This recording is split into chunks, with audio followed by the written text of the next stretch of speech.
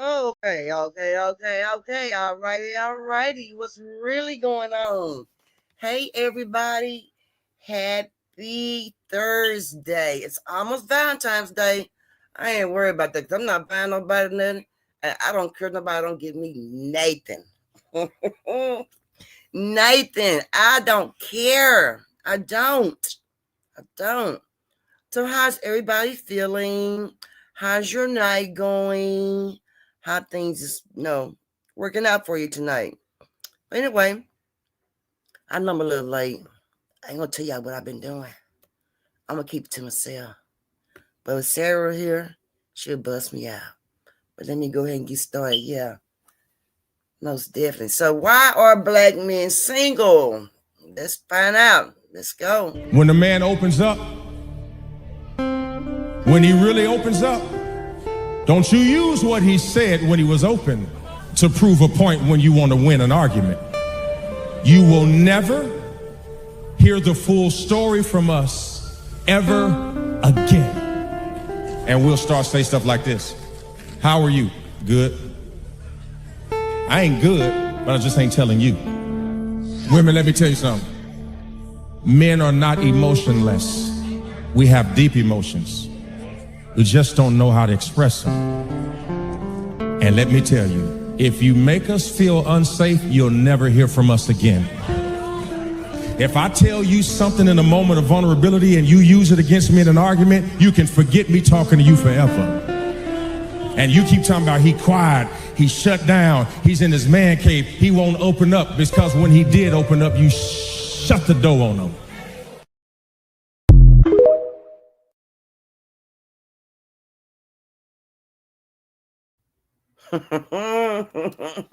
That may be somewhat true. That may be somewhat true. It may be. I don't know. It may be. But as women, we take the let me see. Hey Shane. Hey Tari. Hey Sarah. As women, sometimes we play on men's emotions. As women, sometimes we play on men's emotions. I'm gonna see what he gonna say. I'm gonna see what he gonna do. Things like that. What's up, TT? Women do play with men's emotions. They do. Come on, ladies. Y'all know he's telling the truth. Women do play with men's emotions, and you got them slick ass women's try to play with men's emotions. But women do play with men's emotions. I'm gonna see what he gonna do. I'm gonna say, see what he gonna say. Or I'm gonna do this. I'm gonna see what he gonna say. Yes, they do. Yeah, that's right. They do. They do, Shane. Yeah, I'm a woman. Women play games with men's, and they play more games with men's than men's play with women. Now, used to. Now the men's done caught up with the damn women playing games. The women's done caught up. I mean, the men's done caught up with the women, and I think the women can't take it when the men's get them back. So in some cases I feel sorry, in some cases I don't. Some cases I feel sorry, some cases I don't. You know what I'm talking about? Women do play with men's emotions. They do be lying, do be playing games, see what they gonna say, what they can get out of them, what kind of reaction, things like that. I'm gonna do this to see if he care. Women do that. They do that. That's true. It's true. It's not a lie. It's not a lie. This one is tough, but this one is for the ladies. You may not hear him scream out loud, but pay close attention to the music he plays, the way he drives, the videos he reposts, and the times he just goes silent, ladies. Yeah, if you listen closely and pay close attention, you will hear the screams of a dying man inside. And that is real talk. Yeah.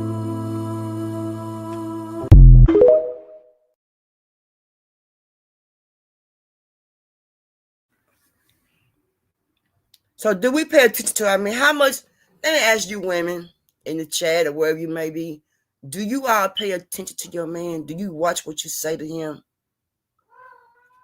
Do you pay attention to your man and do you watch what you say to him? I ain't talking to you, Sabrina. I'm talking to the people in the chat, not you. So quit hearing me. Now, when my man, I pay attention to my man. I pay attention to my man. Because I want to make sure that I'm going to always try to stay where he want and where he need, because of the fact that that's how I got him. Right? And they always say, even for a man, to how you get a person, how you got to keep on providing and keep doing for that person. I think it's true. Don't you think it's true too as an adult? Sarah said, I do too. That's right, Sarah. Yeah. See, I hate hoes. See, they play with men's emotions. See, I used to when I was young. I was 18, 19, 20. About 26, I played get bullshit games. About 26, I had about 4 or 5 boyfriends. I had me a light bill man. I had me a water bill man. I had a gas bill man. I had men buy me things that I want. I had all that. Hold on for one second, y'all.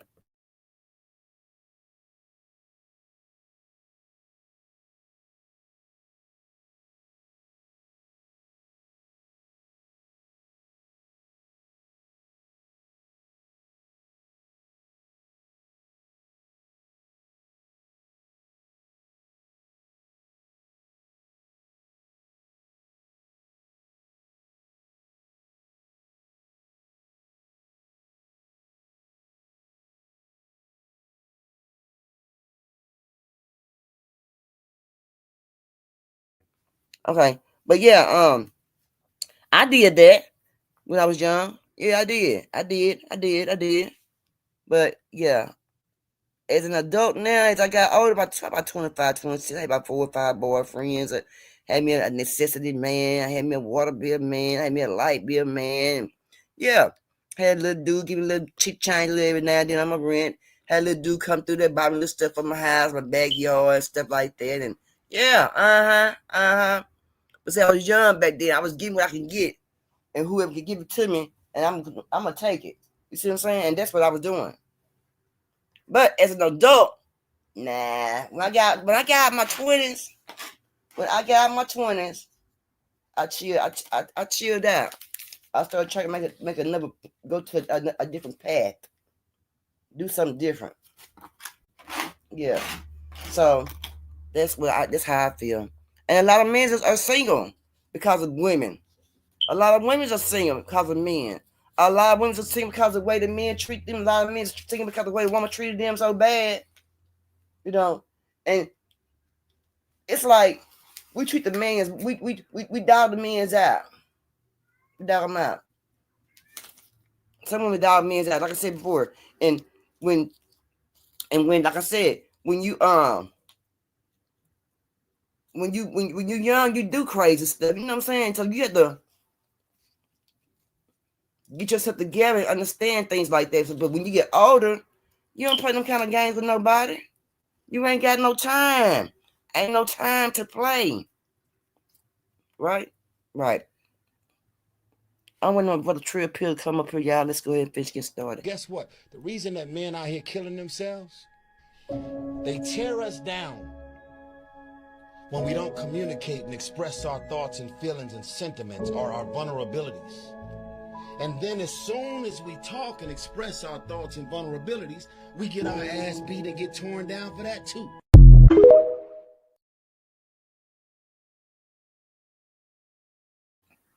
So there's my question right there. I had a question. When my brother Trill Pill come up, I'm going to ask him. My question was, why black men don't shed tears in front of a woman or something like that. I see why, and it hit me. And also when I said earlier, people would stay with you, people would date you, and they take the things that you done told them and them vent to them, and they would take their stuff and would take it and bring it back towards you. They'll use it. They will use that. So that's probably why man feels is not so soft, because women have used men so bad and then did so much to men. No.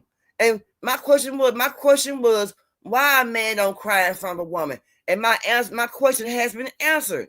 Because the woman treat a man. Why did she treat a man when he tell her things, when he did to her? She goes and use that stuff toward that person. And I don't like that shit neither. I don't like a person where I've been told you something in my vulnerable moment, or in our time of talking, communicating, things like that. You turn around and take what I tell you and you go use it against me in a mad situation, and we're in a relationship. Oh, hell no, it's a problem. I don't like that. Now that pisses me off. That's a shitty deal right there. Hey, Dwight. How you doing? It's a shitty deal right there.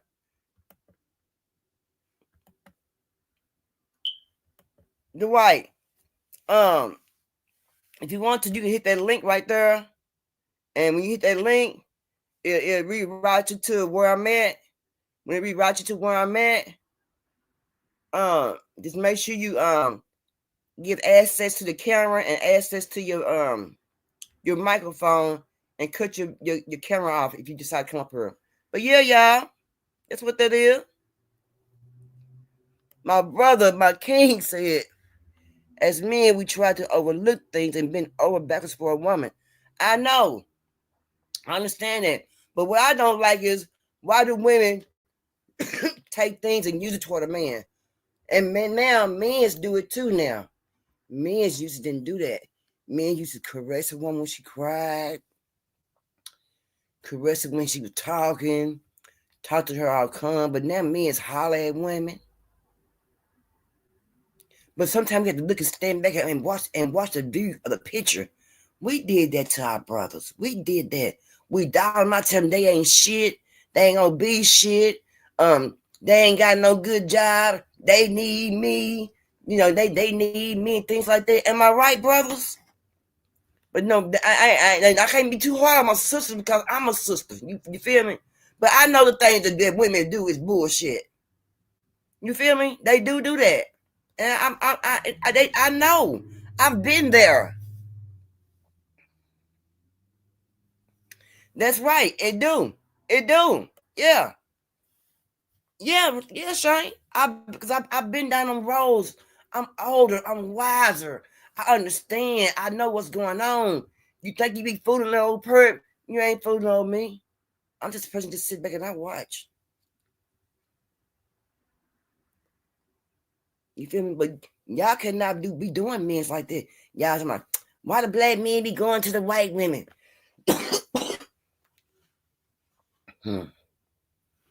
Ask the question. Excuse me. Ask the question. Hold on, I got my brother Trip here. Hey, brother Trip here. Yes, ma'am. Can you hear me? Yes, sir. I can hear you. Salute, my brother. How you doing? I'm doing all right. How you doing? I'm doing all right, brother. I'm doing all right. Already. Trip, tell me. Yes, ma'am. Tris, I'm ready. Yes, ma'am. Talk to me. So, is it that women don't? Is it that men don't tell women? My question was, why black men don't cry? Is it because women have treated black men so bad to where they're numb to their bullshit? They're numb to the games that they play, the BS that they bring into the table, the lies that they tell. And then when a man is not going to be submissive to them and go into all the details with the bullshit they got going on and lying and carry on, then the man ain't shit. He ain't going to be shit. He got a little of this, he this and that. Why? I understand why women do that, because of the fact that we make men, we have been pushing men away from how we so mouthy. We come on, trifling. They don't even know how to. Someone can't even cook a meal but be with that mouth and want to try to want a man, but you can't treat a man the correct way to even get a real man that you really want to do the things you want to be done, because your mouth is so mouthy and you're not treat nobody. Am I right, brother? Yes, ma'am. And I think let me offer up a different Mm-hmm. perspective of this too. Mm-hmm. Is I think Black women also see how the world treats us, and they take from what the world, you know what I'm saying, from how the world treats us, because of just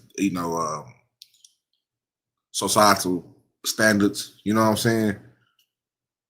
I think that goes into it too. Like for instance, like I had the privilege of being raised by older parents. Like my pops right now, he's 81 years old. I'm 34. We do the math. My mother, when she passed away, she was 55, right? So my tutelage is probably a generation back than a lot of my peers. So what I saw from them two was rare, and when I tried to emulate that, it didn't go as well for me because, of course, the times have changed. My dad was a tough, stern parent, and watching him and my mother's relationship, it worked out so well because they listened to each other. You know what I'm saying? Mm-hmm. Like when my pops was, when he was,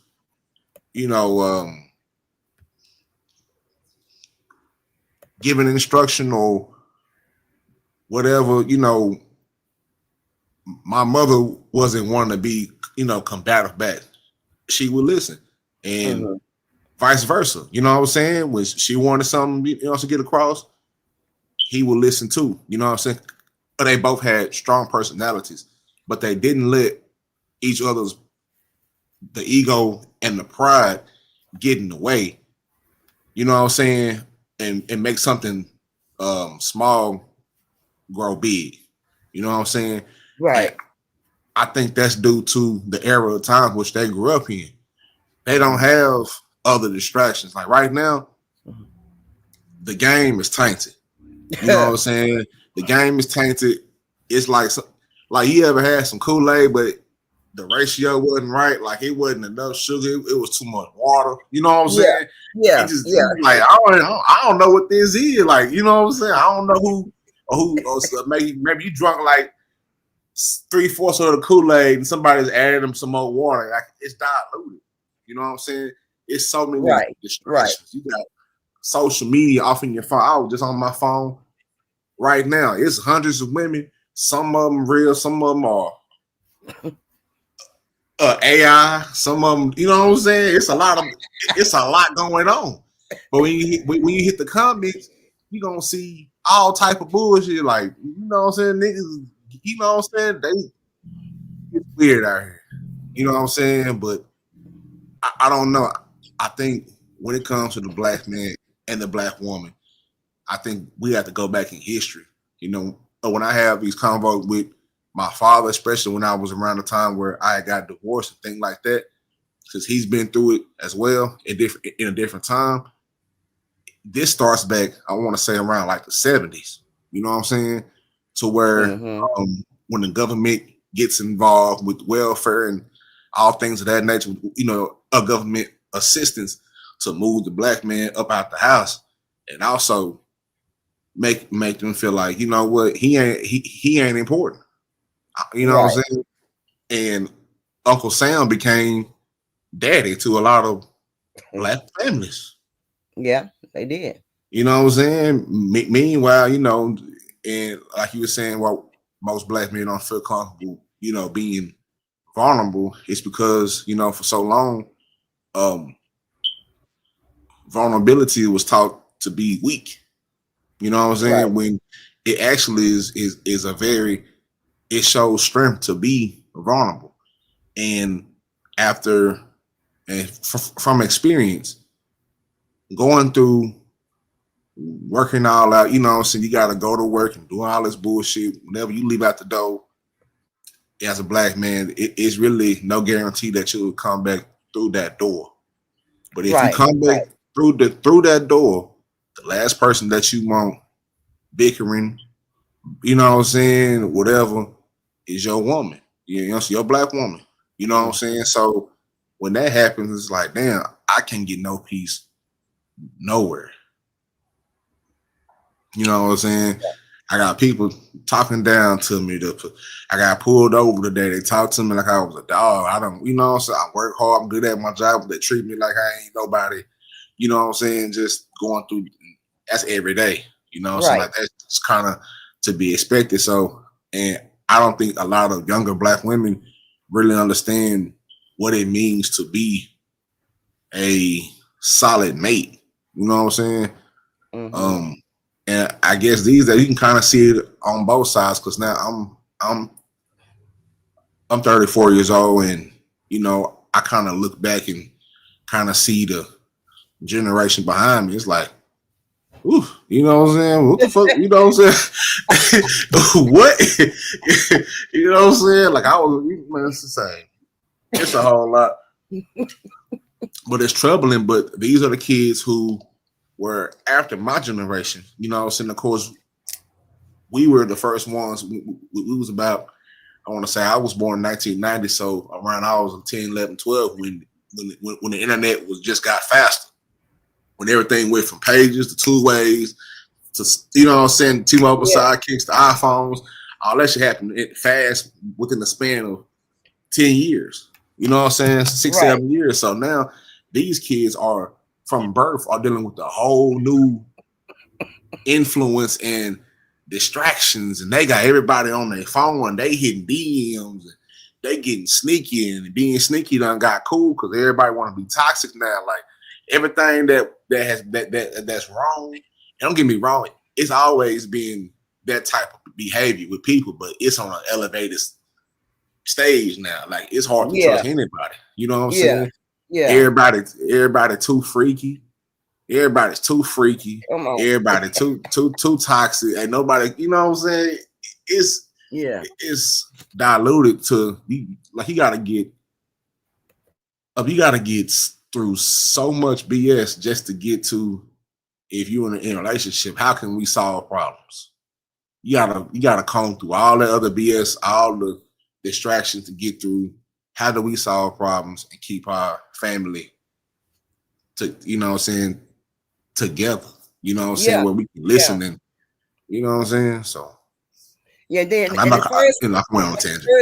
The first place to start, I would say that when it first started, when the homes were absent of the black men, was when they first started back in the day, when they first started offering the welfare and stuff to the black women, if they put the black men out the house and things like that. That's when the houses really started getting empty from the black men. But now in this generation, like the generation that you're in, you're a younger man. Y'all are now quick to say forget. Y'all are quicker to run to walk away from a relationship now. Y'all won't stay there with the relationship and big. Y'all be like, I ain't going through this. And, no, y'all gotta leave. Get up out of there. Yeah, we get out. Yeah, y'all leave. You get your shit, y'all take y'all shit, y'all gone. Yeah. And I mean, speaking from personal experience, I didn't go to the, like, how put this? I went through an unconventional route. You know what I'm saying? I kind of went the route that, you know, the other men in my family, the older men in my family, you know, you get married young, have kids young. You know what I'm saying? Yeah. So my whole 20s, you know what I'm saying, all the way until I got married. But my whole 20s, you know what I'm saying, I met my ex-wife. You know, I was dealing with multiple, I got to college and went stark crazy. You know what I'm saying? I went up there and went stark crazy. And then, you know what I'm saying? And then, I got, whatever. And then my whole 20s was a whole lifespan. So I was 22, got married. I got married at 23. I had my daughter at 19. You know what I'm saying? And had 2 others. So I done had 3 kids, married for 7 years, got divorced at 30. That's a whole life. You know what I'm saying? Yeah. So from having 3 kids, I'm talking about, just thought I had it made. 3 kids, wife, dogs, house, you know what I'm saying? Backyard, a nigga mowing grass, nigga mowing grass, nigga doing all the good shit that they just eat. You know what I'm saying? And then it's like, damn. So even going forward, my perspective, because a lot of the women in my age range, they didn't, you know what I'm saying? I mean, things that I went through, especially in my generation, that's rare. You know what I'm saying? If this was back then, it wouldn't be so rare because that's just how it was. But in my generation, as a millennial, it's rare to be married, have 3 kids, do all that shit off in your 20s. Because most women in my 20s, they was concerned with they going through the shit that they created called the hoe phase. You know what I'm saying? They created the hoe phase. Yeah, they popped up. Oh, yeah, I'm going through my whole, I'm like, what the fuck is it? So it's like now where, right now where I'm focused on making sure my family is secure, my kids are secure, I'm secure. You know what I'm saying? Making sure everything is right, making sure my money is right for the future, and just getting back to my purposes and my passion. You know what I'm saying? A relationship is not on the, it's the furthest from my mind. You know what I'm saying? Like, right. Especially now, the fact that I done got used to being alone. I like being alone. It's gonna take a whole lot for me to actually, want a deal, because my tolerance is low. You know what I'm saying? Mm-hmm. I have a low, I already had a low tolerance, but I was kind of dealing with it because I was trying to achieve what I seen from my father and my mother. You know what I'm saying? Right. Which were the right thing. Just because you're doing the right thing don't necessarily mean it's gonna end the right way.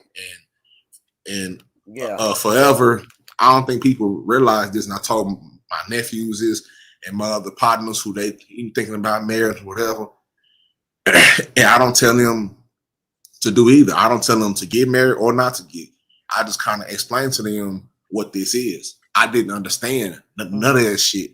You know what I'm saying? Of course, I'm in it for the, when I think men's initial feelings, like when they really fall in love, we be in it for the love. You know what I'm saying? Like, we really love that woman, and we done, for like majority of the time, we done had kids, we done laid up. You know what I'm saying? We done brought the, you know what I'm saying? Once we bring the Xbox and the PlayStation over with, that's basically the crib. Yeah, we don't move shoes and clothes off in here. We making food, putting groceries in there. You know what I'm saying? Like, so, but then once that goes sour, and depending on how sour that goes, it's kind of like, damn, I don't ever want to feel the type of hurt again, because that's a deep hurt. Right. You know what I'm saying? Right. Like, right. I mean, that's a real deep hurt when it comes to something like that, because it's like, damn, when somebody do something like that, it's like, damn, especially if you gave it your all, it's like somebody telling you, look, your all is not enough. Right. And it's like, damn. You know what I'm saying? And as a man, it's like, damn, now he just, you know what I'm saying? And some men don't know how to handle it. But do you feel do you feel like the men's are caught up with the idea how the women's been doing the Greek road the whole time, how they been treating men? Do you feel like the men's are caught up with the women now, and the women don't like how the men's are treating them? Hey, Pretty Black. I think it's both. I think the women are up on game and the men are up on game. I think the women have always been up on game, especially when it comes to the relationship side, because to a certain extent, they know they hold some type of leverage. You know what I'm saying? Yeah. Especially if they're a certain type of woman, because the system is, especially once you get involved with like I didn't know that relationships was somewhat like a business almost. Like marriage is not. It's not about love. It's not about love. It's a business. You know what I'm saying? Like so, you know what I'm saying? So I learned that like when I got divorced, and my lawyer telling me, and I had a lawyer, but my partner is a lawyer too, but he down there in Dallas. You know what I'm saying? I'm on the phone with him, and he was like, bro, you gotta understand, divorce is like marriage is business, and divorce is even a bigger business. Like, you know what I'm saying? Like, once Yeah. you put your name on that contract, on that marriage decree, you in love, you gonna fell all in love, you don't put your name down. That's a contract you sign with you and That's the right. government. So when that shit faulty, nigga, 9 times out of 10, it's coming out of you. Yeah. So, you know, especially, and then don't even involve the kids. When you got the kids involved, now you got a price on your head. Yeah. And now you in the system. And even when you don't have that, you got the common laws and all this shit. Like it's a bunch of intricate shit that women know. Because the women, about a lot of, especially if they got a mama, you know what I'm saying, of a certain ilk that don't put them up on game, they be knowing. They be knowing the Yeah, whole that's time. And you be thinking that you in love with her and all that, but she ain't tripping. Yeah, she ain't tripping about getting married and get proposed to. Yeah, because she already know she got a plan B. If this shit all falls down, fall down, she got her shit secured. She gonna get that paper for a certain amount of years. If you're a certain type of guy who got to getting the grind on, getting your hustle on, she gonna, if it all falls down, she got a plan B. And I think for a lot of men, we don't think about a plan B. We think that we in love and this shit is all about love. Right. And by the time you wake up, she'll take every damn thing out the house. She done lied and connived. Man, you don't woke up. Yeah, man, you know. Yeah, man, like, I mean, I done had homeboys call me with the worst stories, and that's why I'm blessed, even though, you know, to go through it, like, some of my partners had way more than I had, like, businesses and estates and assets and shit that they work for, that's family passed them, and they literally had to split that, all because, you know what I'm saying, and it ain't, you know what I'm saying, but that's a deeper side of it. But I don't know, man, there's so much that's involved. I just think it's tough to find a genuine relationship with each other. You know, I love me some black women. You know what I'm saying? Right. It's one of the, you know, the black woman is one of the greatest things God ever made, if not the greatest. You know what I'm saying? Black women come in all different type of shades and colors and sizes, and all over the world, it's a black woman on it in every continent. In every continent, it's a black woman somewhere on there. You know what I'm saying? Because we're the original. So the fact that we are so diverse, that's what I love about it.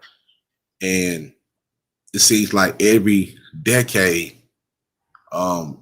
it's somewhat of a fracture between, like, even these last few, like 2, 3, 4, 5 years, out of nowhere, the discussions came about, like, what you bring to the table, who the table, who's the prize. You know what I'm saying? It's like, man, that shit wasn't never talked about like that. You know what I'm saying? Like that shit just popped, but it just popped up. It wasn't like a, you know, it's like you know, everybody had these little relationship talks, but since niggas want to be, you know, since everybody is a content creator now, there's some niggas that don't deserve to have a microphone and a computer or a device to even speak. And these niggas ain't never had no relationship advice. You know what I'm saying? These niggas ain't never dealt with the, you know, the ins and outs, and actually did the science and did the research and dealt with shit, and actually are mentally and spiritually healthy to give advice. Like, I don't like giving advice because it's my advice, but I tell you what happened to me. I tell you what I went through. I ain't gonna tell you whether to or not to do. And you take that advice and you take what I said and do what you want with it. But it's niggas out here who are the worst human beings giving relationship advice, leading more people into the gutter. Yeah. And they take some of my relationship advice, and they shit out too all up and don't even know how to start one, don't know how to even interact in a real relationship. Don't know at all. They don't know the first thing about it. You know what I'm saying? and that adds a whole other layer to it too. You got a bunch of women out here who just telling, you know what I'm saying? And you got a bunch of men out here, like, it's weird. It's weird because I be really wanting, like, who is these niggas saying this? Like, you know what I'm saying? And then it'd be crazy because it'd be like thousands of people be like, yeah, that's right. Yeah. And they be following that shit. They be having classes and selling classes and having I'm about to say pet rallies, not pet rallies, but conventions and hotel ballroom. I be like, bro, who is these people? Did y'all vet these people out? You know what I'm saying? All these experts on relationships and what you're supposed to do and what you can't do and what you should do to how to get somebody and all this. It's like, what happened to you being original? You know what I'm saying? And it just, the surface is tainted. It's diluted. So don't nobody know.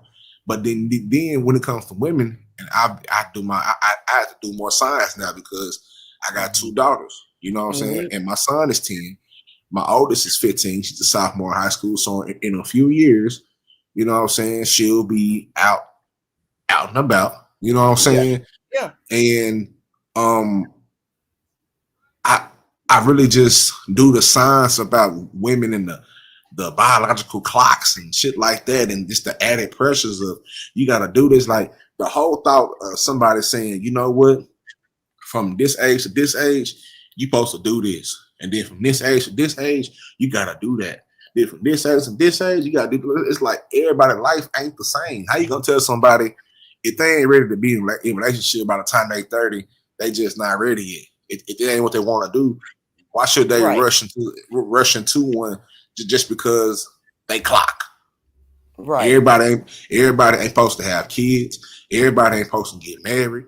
You know what I'm saying? These things are not for everybody. You know what I'm saying? So the pressures of that by all these weird podcasters and people that giving this advice, and you know what I'm saying? But I think the loss of thought and the broken line of communication by us as Black people is the fault. I think that's the root of it. We got to find out, okay, at what point did we lose communication? You know what I'm saying? And it starts with conditioning, whether it's the advertisements. I've noticed a lot of these commercials, it ain't being a lot of Black family commercials. It's a Black woman and it's a white man, or it's a white man and a Black woman. I don't notice that shit a whole lot. Yeah. You know what I'm saying? And some may say love is love, and I agree, but it is what it is. I don't see too many other races with commercials like that. That's not for no reason. Right. And I thought I was the only one that saw that. I thought I was the only one that saw that trail. I thought I was the only one that saw that on TV. You see a lot of Black people. You don't have a lot of Black shows. You see more whites and Blacks together. You don't see like more Black couples. You don't see that no more. I don't see that. You telling the truth. Man, all them Black shows is gone. Dang, it ain't that many. Like I grew up watching, the reruns of Good Times and all them good Black centered shows. It's not a lot of those, if any, out. You know what I'm saying? Like, even I'll say the last wave of those, which was the only one that comes to mind, is My Wife and Kids. That was centered around a Black family, a Black family sitcom. You know what I'm saying? Besides like all those years, with the Huxtables, you know what I'm saying, and all them, like that's not, you rarely see that now. You know what I'm saying? Like they shut that shit down real quick, and that's for a reason. Let me ask you. So this is a good question. I've heard several answers, but I want to hear in your age bracket. Why? Let's see.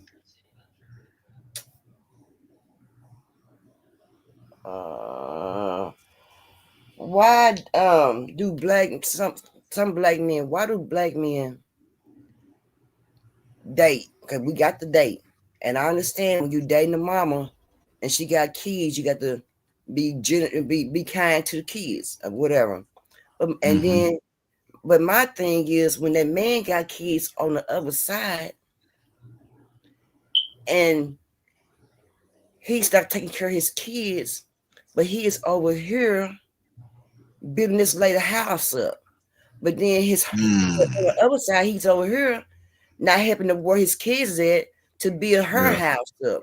So why is it that men would go from where he is from with his baby mama and live with a woman that has no kids by him, but he'll take care of their household, build that woman shit up, her bank account, her robe, her car, build her kids up, but still on the other end, his kids are still struggling with the baby mama. Why is that, my brother? That's a great question. That's a hell of a question. It's layered too. I don't know. You never really looked at that because you don't do nothing like that. You know I don't do nothing like that. That's weird. Yeah. That's weird to me. But I do know some guys do that. Like Brian McKnight. Brian McKnight said, you know, he don't care about his old family or the kids. He don't start a whole new family. He don't. You know what I'm saying? That's cold blooded. You know what I'm talking about? That's cold blooded. Yeah, like that's cold blooded. Like, you know what I'm saying? Like I don't know. It takes a certain human being. You know what I'm saying? And even if the dude is fed up or something, that's something I don't know. Like even if I get into a relationship and a woman that has kids, you know what I'm saying? It has to be a level of understanding, like, hey, you know what I'm saying? I got my kids, and my kids come first. You know what I'm saying? Like, in my life, just as her kids should come first in her life. And then after they taken care of, then we'll get to us. You know what I'm saying? But the babies, you know what I'm saying?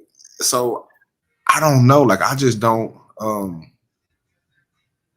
that's strange. Yeah, and I be like, well, you know, I mean, I know a baby mom and dad don't always get along. They gonna fall out somewhere down the line. It don't matter. Like, it ain't about the mama, but you got some ignorant ass women won't won't let the man in the kid's life, and so you got some bitter baby mamas now. It's a lot of bitter baby mamas that's black. A lot of them. Yeah, and that's the other thing too, is sometimes it might not even be the man's fault.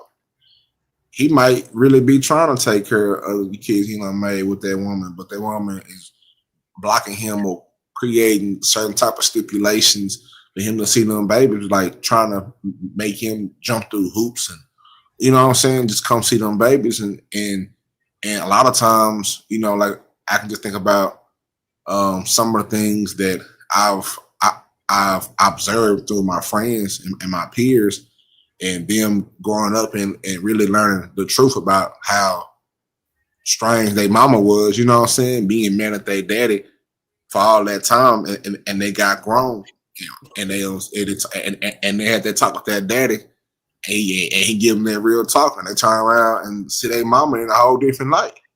Yeah, you know what I'm saying? Because it's like, your mama was the one that keep you from doing this and keep me from seeing you and doing all this, and you thought it was me because I wasn't there. Your mama blocked my calls. I done called. She done changed her number. Like some women get real vindictive, and you know, that's difficult for the man too. It's sometimes because nine times out of 10, especially when the kids, unless the mama's on. Unless she's wild, you know what I'm saying? They'll have custody of the kids, and they can pick up and go anywhere across the world. Yeah, and you'll never know. You thinking that she's still, that you ain't talking to them kids in the cool. You thinking she's still over there, over on across town, and you go over there. It's a whole new family over there. Now you got to find out where your kids at. She done changed the name of the baby. You know what I'm saying? She done took the last name off. You know, like I've heard some real sick stories where it's kind of like, man, like I ain't know it get that deep, but it do. You know what I'm saying? Yeah. And it's scary. So in that type of scenario, what is a man to do but to keep going? You know what I'm saying? Because one day those kids are going to get grown, and you know, and don't just stop trying. You know, keep trying. You know what I'm saying? But sometimes you know, a man is cuffed. But as far as on the flip side of that, you know, some niggas like Brian McKnight. Don't give him to it. That nigga just cold with it. I heard that shit. I was like, damn, Brian. Like, bruh. That is cold, but it is. You think that's cold for a man to say that, but then like you just said, you don't know what all that woman done put that man through, and we don't know. Done played game with that man, and he probably took care of a kid, and then come to find a kid ain't all his, and just ain't told nobody, and you know, women play games like that. I hate bullshit women, but let's look at this video right here, right quick. His last statement is breathtaking. Like one of the greatest things that happened to me when I was in prison, I cried. Because as a kid in the community, especially a boy in the ghetto, you told to be tough by your mom. Fall off the swing. You better not cry. Boy, stop crying. Everybody teach you the dehumanization of black people is a deep thing about black people. Don't be inhuman. Be a robot. Don't feel. Be tough. Don't cry. Don't go through a hard moment. You can't say I'm stressed out. I'm going. That's weak. You can't say I'm depressed. That's weak. You can't cry. That's weak. You can't get emotional and tell a woman, oh, baby, I love you. You soft ass. You a simp. Listen, think about this. You would be called a simp if you told the woman, the mother of your child, the woman you love, that you love her out loud. And you regularly told her that in an environment where they don't do that. That simp ass. He a simp. Think about how we think, bro. I'm like, I ain't got time for that shit. That shit is heavy. To carry around this joint, I ain't gonna feel, I ain't gonna cry. Man, that shit you will explode. Your back will hurt.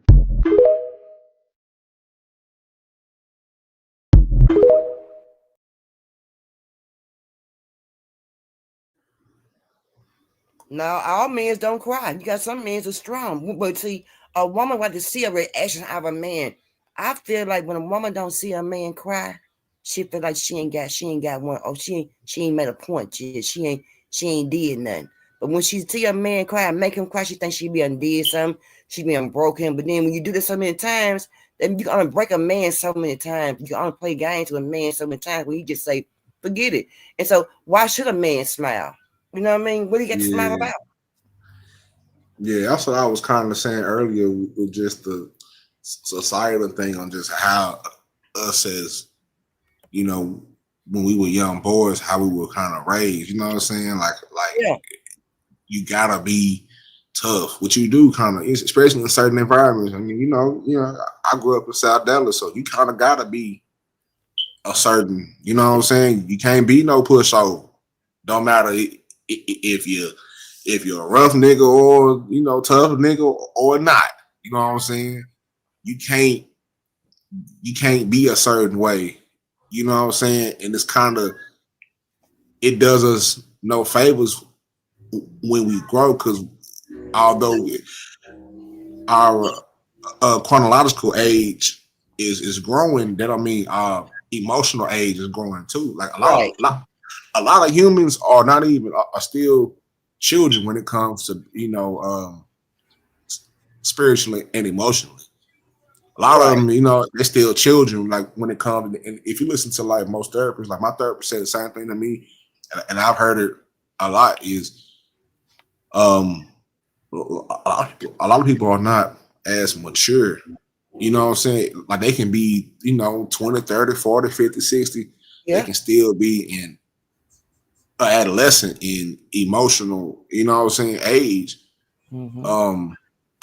And I thank God for my father, you know what I'm saying, seeing him be so strong, be the man of the house, you know what I'm saying, be providing, really putting it down, you know what I'm saying, and seeing him be like, he's so tough and stoic, you know what I'm saying, but even in his worst moments, and there was times where something happened where I cried, and he would always tell me, I'll try to hold my crying. He'd always tell me, don't hold it, you know, like, don't hold it in. Go somewhere to yourself and get it all out. Cry as much as you can, much as you need to. And then after you stop crying, eventually you come up with a solution. Amen. And then get to it. You know what I'm saying? And even when I was like, and that's what he always, you know, taught me. And that's what I tell my son, because I wasn't I wasn't a hardened kid. You know what I'm saying? I had love at home, so I was a little bit more sensitive than the rest of the kids. You know what I'm saying? And then it took me for a long time to realize like it's not a weakness, it's a strength, because my therapist told me it's like being a lot like you're alive, like you feel. You know what I'm saying? Like you're a human being, like you feel like you are emotional. Like you're supposed to be like everybody done got so used to being, oh, I ain't tough, I ain't never cried, and I ain't, you know what I'm saying? And then and then be the main one when something happened and everything built up, they gonna kill everybody. Right. They gonna kill everybody. And over a period of time, black men suicides have went up every single year since 2017. It was to a point where a few of them actually was on like Facebook Live. Yeah. And I did stories about those, and it was like, oh, I done did everything for the woman, and now Lisa, she gonna leave me, and he done off himself and the babies and her. The whole house. The whole house. And it's like, bro, like, you know what I'm saying? But those be the ones that don't. So that's my thing, is realizing now that we are adults and we done grew up and everything, actually realizing like, yeah, there is a time and place, you know what I'm saying, for everything. But just because you feel that means you alive. Like you are a human being. Like, don't be afraid of feeling. Like, you gotta feel your feels. If you hurt, you gotta know you hurt, because you don't want to reprogram your body to not feel emotion, and that's when you kind of become sick. You know what I'm saying?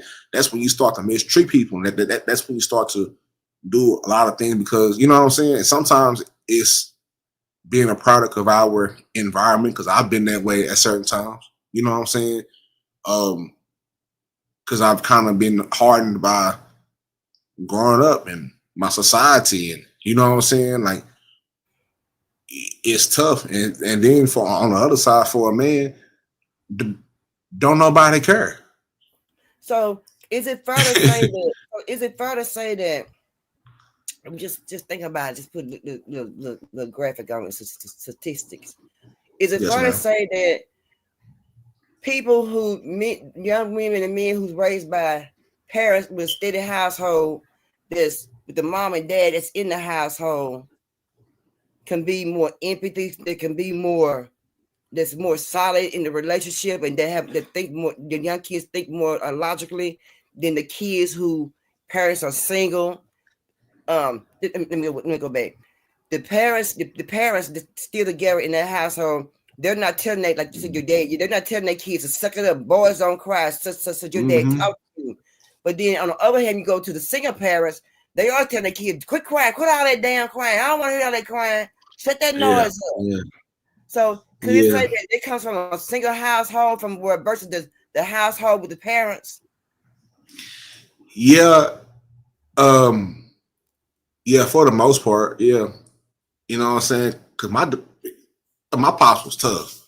You know what I'm saying? Like, he'll tell me like when it wasn't time to cry, he wasn't, you know what I'm saying? But you know, when it was, you know, like I think that's attributed to during the time that he had me. He was already in his late 40s. You know what I'm saying? Right. So he had already lived a life and had other kids and learned so much to where he kind of knew, I'm gonna let him get his ass back up. You know what I'm saying? Nigga, stop it, chill out. You know what I'm saying? Yeah. And when it was time to say, all right, hey, come here, let's talk. You know what I'm saying? Like, he wasn't no lovey-dovey. You know what I'm saying? You know, he gonna dap you up, give you a hug, give you a kiss on your forehead, give you some niggas. You know what I'm saying? All type of shit. Then he gonna have that talk with you. And I think that was attributed to his age and what he had already been through. You know what I'm saying? So that was fortunate for me. You know what I'm saying? Being the youngest, because my oldest brother, like in his 60s. So I know he went through, you know, his ins and out with my other siblings. You know what I'm saying? And things of that. But when it got to me, it was different. You know what I'm saying? Because he already had learned that. So he was able to kind of teach me, sometimes it ain't time to break down and cry. Sometimes you do gotta tighten up a little bit. You know what I'm saying? Right. And sometimes you do need to create a positive space for you to release that or find a positive lane to release that. You know what I'm saying? For me, sometimes it was sports, sometimes it was video games, sometimes it was writing, sometimes it was art. You know what I'm saying? Like he tried to get me to not only learn how to shift the energy, but learn how to transmute that energy into something else. So it kind of went into me being more creative. Mm-hmm. I'll be mad. I'll be crying. I remember the first time I got my heart broke, Bert. Oh my God. I had my heart broke. You know what I'm saying? I had my heart broke. I want to say I was in the 6th grade and little Chelsea done broke my heart. You know what I'm saying? She was new. Yeah. Oh man, she was new to the school. You know what I'm saying? I thought we was rocking for like at least 4 months. It felt like 4 years. You know, when you little, this shit felt like a long time. Yeah, she came there spring semester by the time school is out. You think you in love? Yeah, you don't. You know, and I was a love, and I had great handwriting, so I was a love letter writing nigga. You know what I'm saying? I was way before my time. I was writing cursive good. Love letter writing nigga. Love, you know what I'm saying? Love be done. I'm writing love letters, shit like that. You know, the shit that was the era.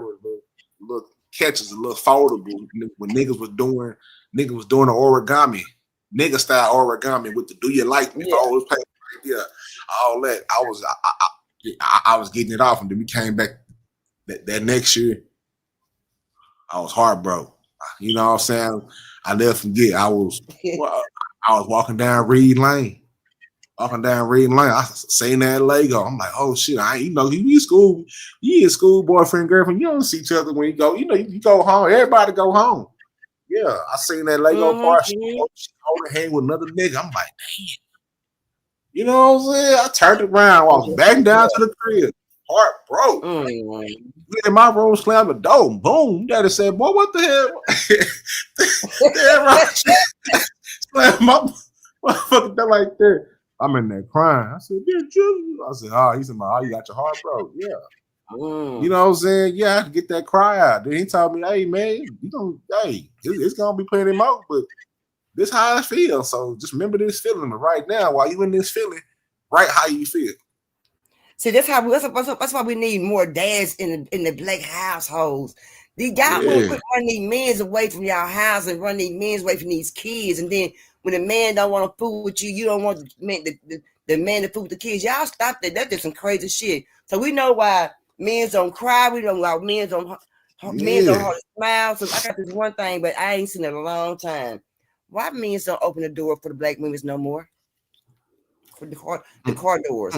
Why they don't do that no more? I don't see no. I'm gonna tell you the truth, Trill.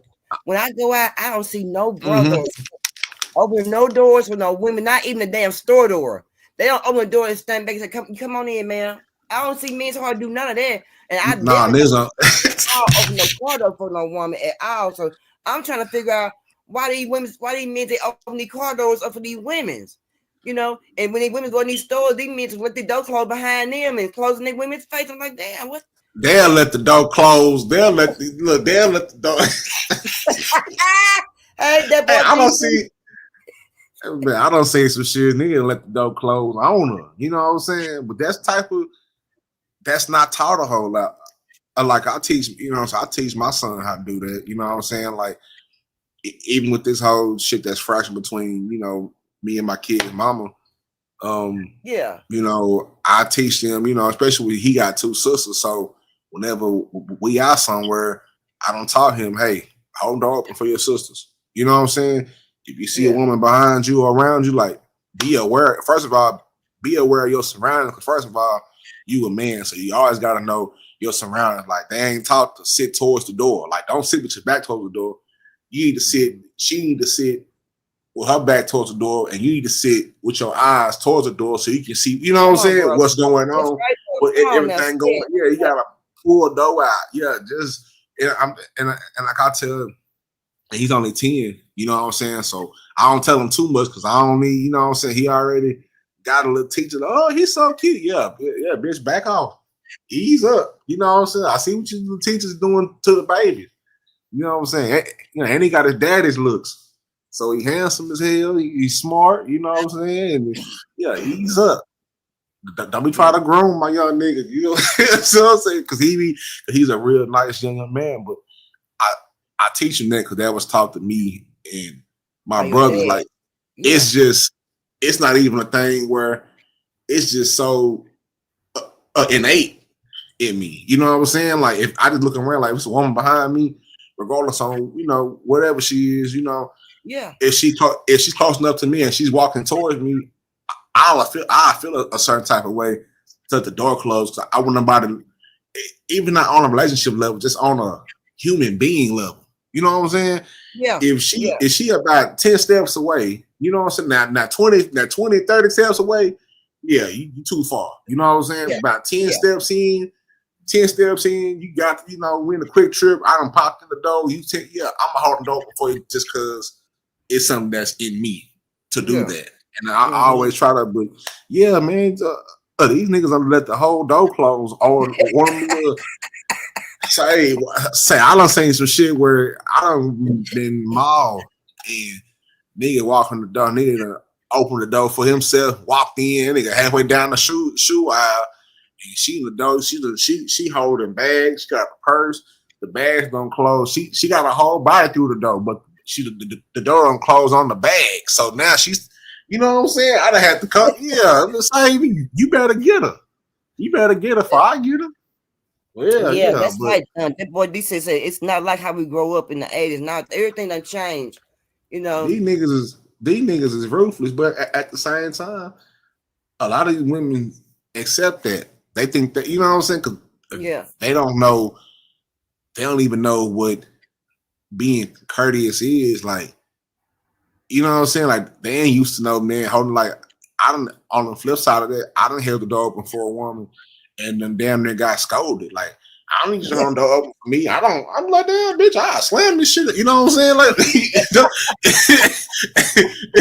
I was just trying to be nice. And that's the other side of it. Like, the first time I had me was like a few years ago. And I was, I forgot where I was downtown. I was at the library or something. And I seen, you know what I'm saying, some young ladies, they were about in their mid-20s or something. And I'm at the library, I heard the door before them, you know what I'm saying? And they looked at me like, we don't need you to hold door. You know, like they was on their, what they call them, feminist shit. They was on, I don't even know, man, to hold door open for me. I can hold my own door. I was like, bitch, I'm gonna cuss that out. You know what I'm saying? I must cuss that out right there, bitch. Say, what the, but you know what I'm saying? I'm like, okay, because I don't know what to say. And it's like, I already stutter, so what's going on in my mind? Now you done jammed me up. What I really want to say, I don't want to say it. So now I'm just stuck with a, you know what I'm saying? I'm just looking at you like, oh my God, I just walk off. Okay, cool. But that's the other side of it is it's one thing to try to do it. It's the other thing of learning how to receive it. Like even with love, like you can give love all you want. I think showing love and giving love is probably the easiest to do. You know what I'm saying? But learning how to receive it, some don't know how to receive it. You know what I'm saying? Some people, they get love with somebody that really, really likes them, and that scares them. You know what I'm saying? Like, I done been around some women where, now sometimes it is a little weird. If you don't met this chick and it's 2 weeks and you already saying, oh, baby, I love you. It's like, all right, nigga. You know what I'm saying? Like, oh, yeah, all right. You know what I'm saying? Chill. You know what I'm saying?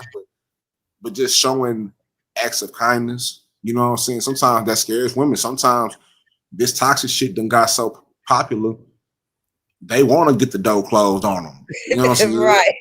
Right. They want to get left, you know?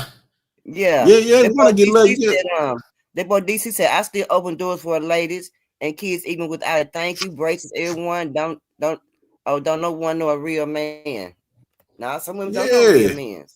Yeah, they like don't they like them niggas. This is closed door be closed. They don't walk down on the stove, talk to them. Hey, bitch, where you at? Bring it. You know what I'm saying? It's one thing. Do you think women like men who be calling them bitches and hoes better than the men who be like trying to treat them the right way, you know, talk to them the right way. Some do. Some do. I think some do because probably they don't watch their mama get talked to like that. Like, I mean, everybody's idea of what love is so different. It's you know what I'm saying? Because for me, I can say what it means to me, or what the truth means to me, or what being real means to me. That's my definition of how I grew up in my tutelage, in my environment. You know what I'm saying? To my peers, they might not be the same way. They might think love is something that's aggressive and toxic because that's what they saw.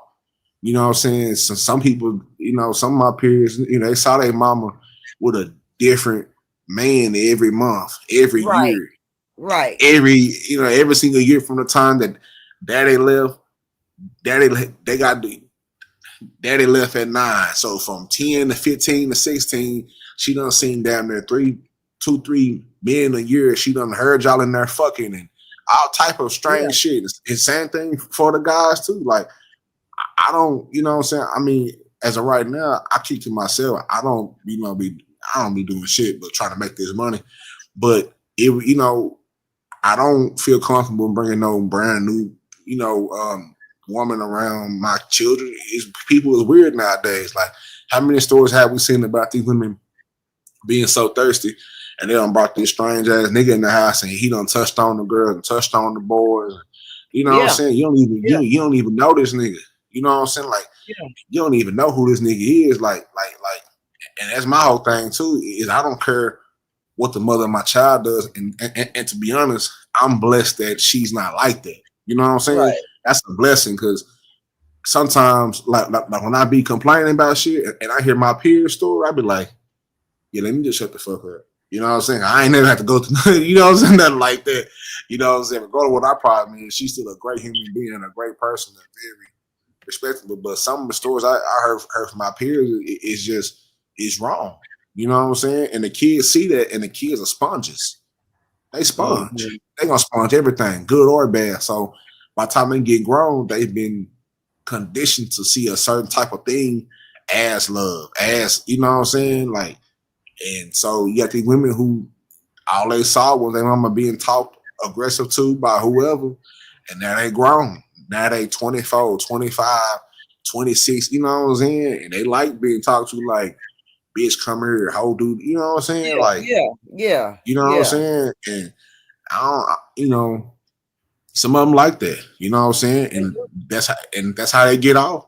That's just how they get off. You know, that ain't my flavor, but for a lot of them, for some of them, hell yeah, they like that shit. You know, so they want the door to be, they want the door to be slammed on them, and they think, oh, he loved me. He let the door close on me. You know what I'm saying? You smash your hand in the door and everything. Right. You know what I'm saying?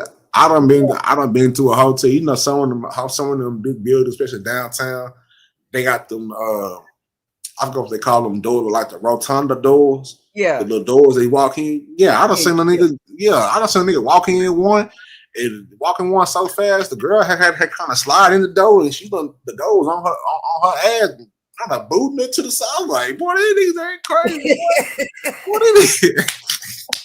You know what I'm saying? All you hear is so you can't blame the man, get to blame the woman now, because the women done pushed the men to this point to where the women they don't understand it. They ain't liking it. So now they ain't liking it, Tria. Now they saying, well, and this is where they go to the bisexual. Well, I started dating a woman because the man was treating me bad. This never like, you know what? But a man don't just start out treating a woman bad, and a woman just don't start out treating a man bad. Something had to happen between that time to start getting treated bad. Yeah, because you got to allow it. Right. Like, I don't, you know what I'm saying? Like, even when I was married, or even when I'm dealing with a woman, like, I don't allow a woman to talk to me any kind of way. You know what I'm saying? Like, right. I ain't tripping about being around like no women. Like, I ain't never had a problem getting a woman or doing whatever I gotta do with the woman. I ain't never had a problem doing that. You know what I'm saying?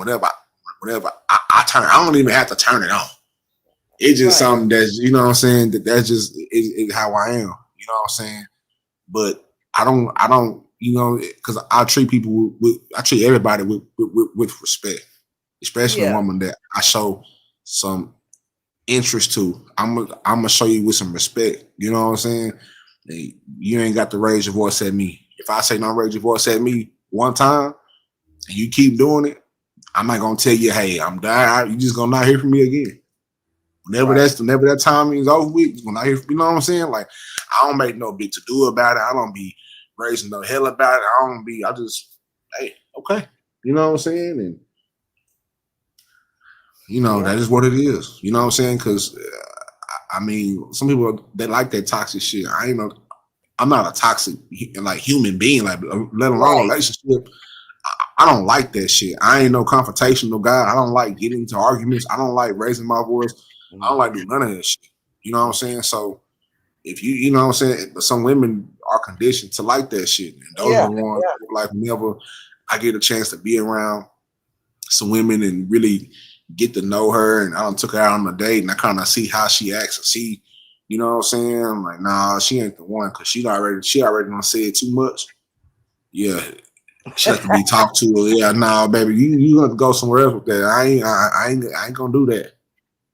You know what I'm saying? Because then it comes to a point where they'll try to turn you into the nigga that they want, and it's like, I'm me. You can't, like, I'll never try to make a woman turn into something that, you know what I'm saying? Like, if that's not her personality, why would I try to, you know what I'm saying? Like, I just want the authentic human being that you are, however it is, have a quirky thing, you know what I'm saying? It don't matter, just, you know what I'm saying? But these days, I think a lot of, especially the young people, because I watch them a whole lot, you know what I'm saying? I'm paying attention to them a whole lot, especially because, you know, because my daughter's a teenager, so I gotta start paying attention to these teenagers. And that's right. I'm watching these young, you know what I'm saying? I'm watching them.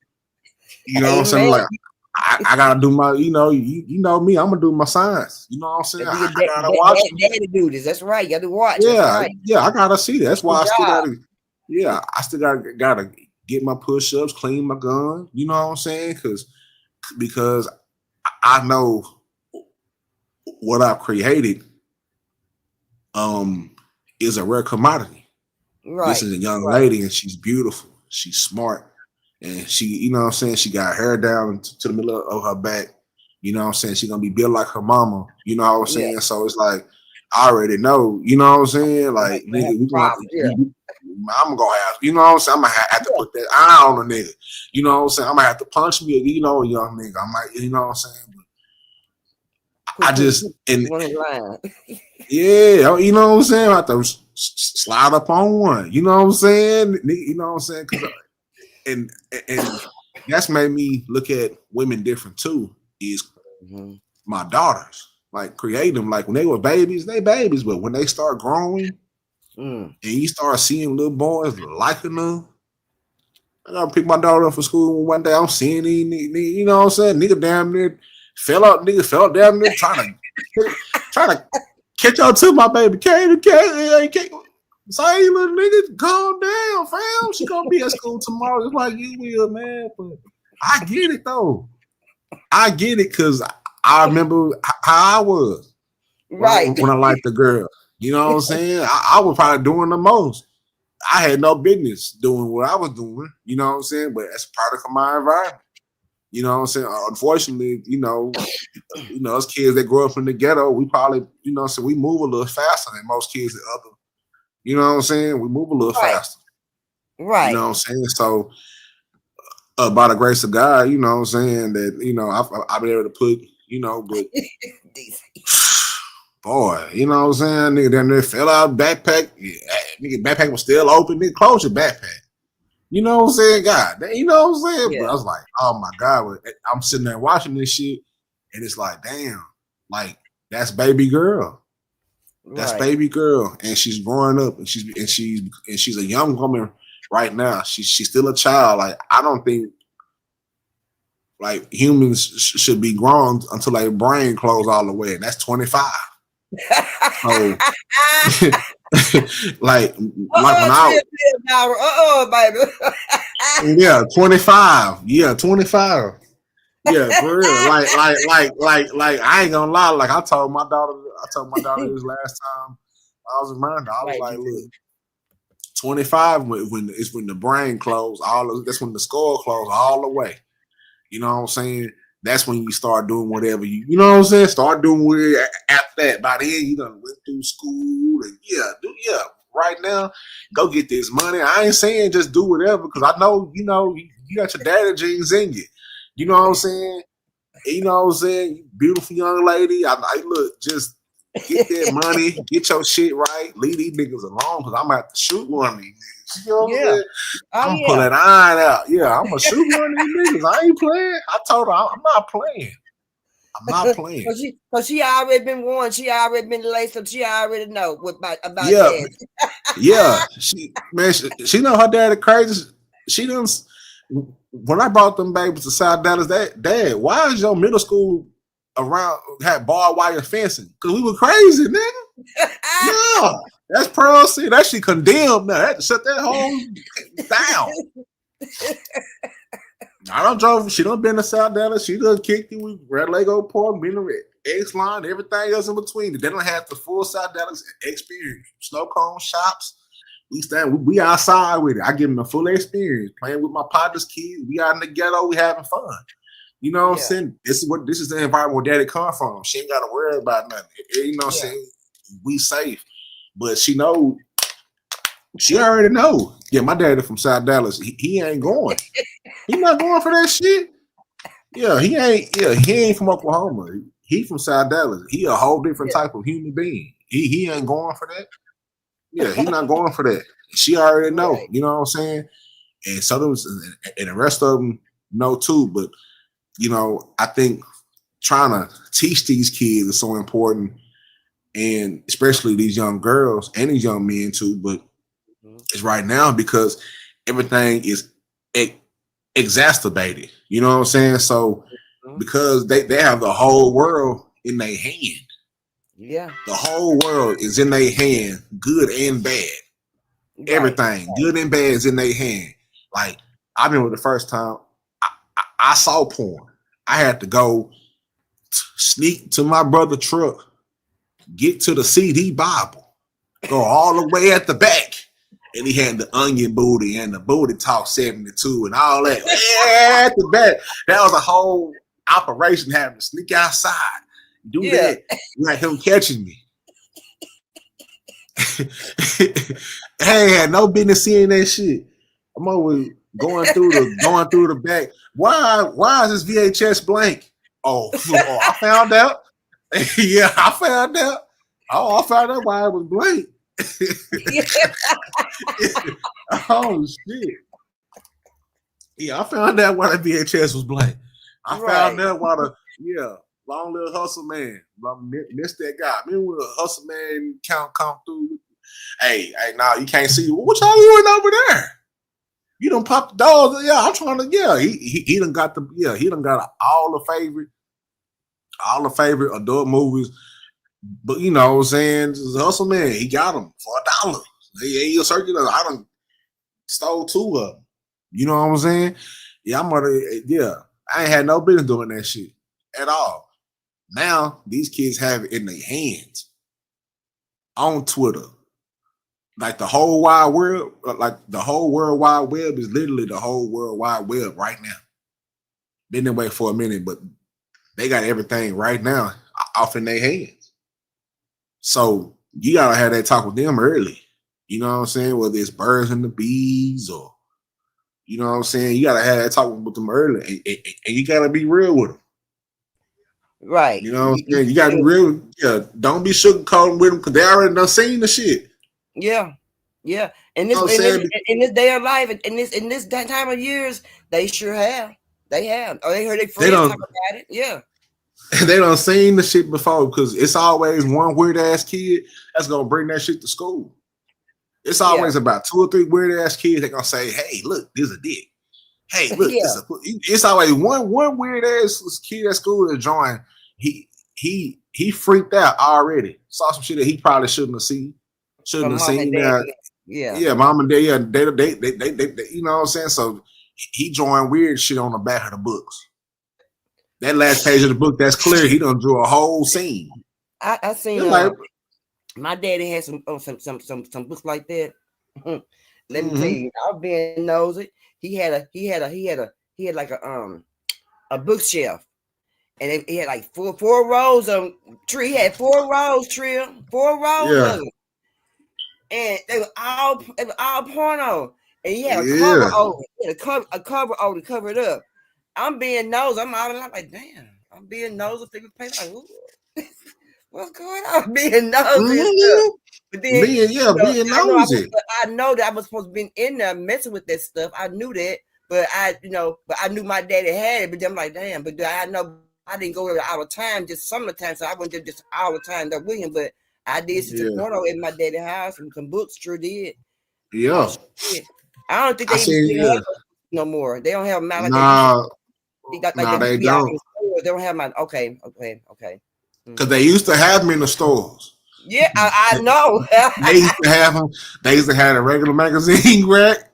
Yeah. They used to have the one over to the side, and whatever I mean say, and so yeah, I found that stuff with my daddy too. You know what I'm saying? And my daddy, so he keep vinyls and everything like he's a collector. I am. He collected black superheroes, vinyls. Like he got like a bunch of old, you know what I'm saying, a bunch of valuable old school stuff that he kept. And then I found that magazine stash. I'm being nosy. He was at, you know what I'm saying, being nosy. He asked me to look for something. He was outside changing the oil, and he asked me to look for something. I'm looking for it. I just came across that shit like in the 3rd drawer, all the way to the right. I said, "Whoa, what the?" You know what I'm saying? And it was in pristine condition. You know what I'm saying? The book still smelled new. I was like, "This nigga, this shit is in a plastic." I said, "This nigga, it was fresh and new." Man, you know what I'm saying? So I done snuck one, put it in my room, went out there. I said, "Bro, it's time to go to bed." You know what I'm saying? I'm gonna cut my nightlight on. I gotta see what's it say. You know what I'm saying? And I'm talking about these was like it was like 99. So them books was like 87, 88. Yeah. That's a whole different type of woman. You know what I'm saying? That's a whole. I said, "Oh my God!" You know what I'm saying? Oh Jesus Christ! You know what I'm saying? And that's when they gave him like the whole bio. Cheryl is Cheryl works at the post office. She's a model. Yeah, they give you the whole bio. She's 27. She at the post office. She graduated from Prairie View. She got this degree, this, that. She 34, 24, 36 in the year. She got she's played basketball back. They gave you the whole. They gave you the whole. I ain't lying. They gave you the whole shit. Like, damn, she played basketball. I can see that. Yeah, I can see. Yeah, I can see it. You know what I'm saying? It was a thorough read. Have a little interview in there. What she like to do? Favorite walk to the park.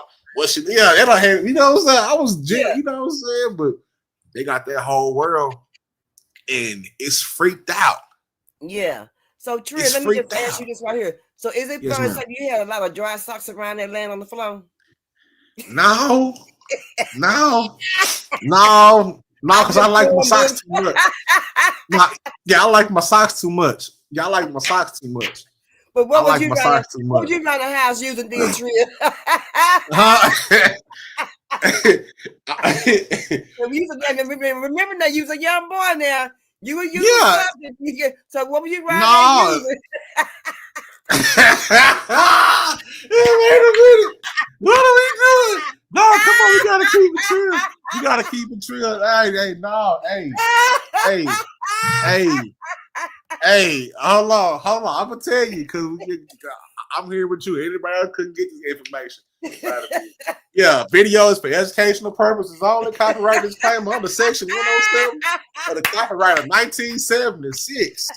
You understand me? Allowance and all the other shit. Yeah. You No, I ain't use no socks. I like my socks too much. You know what I'm saying? Okay.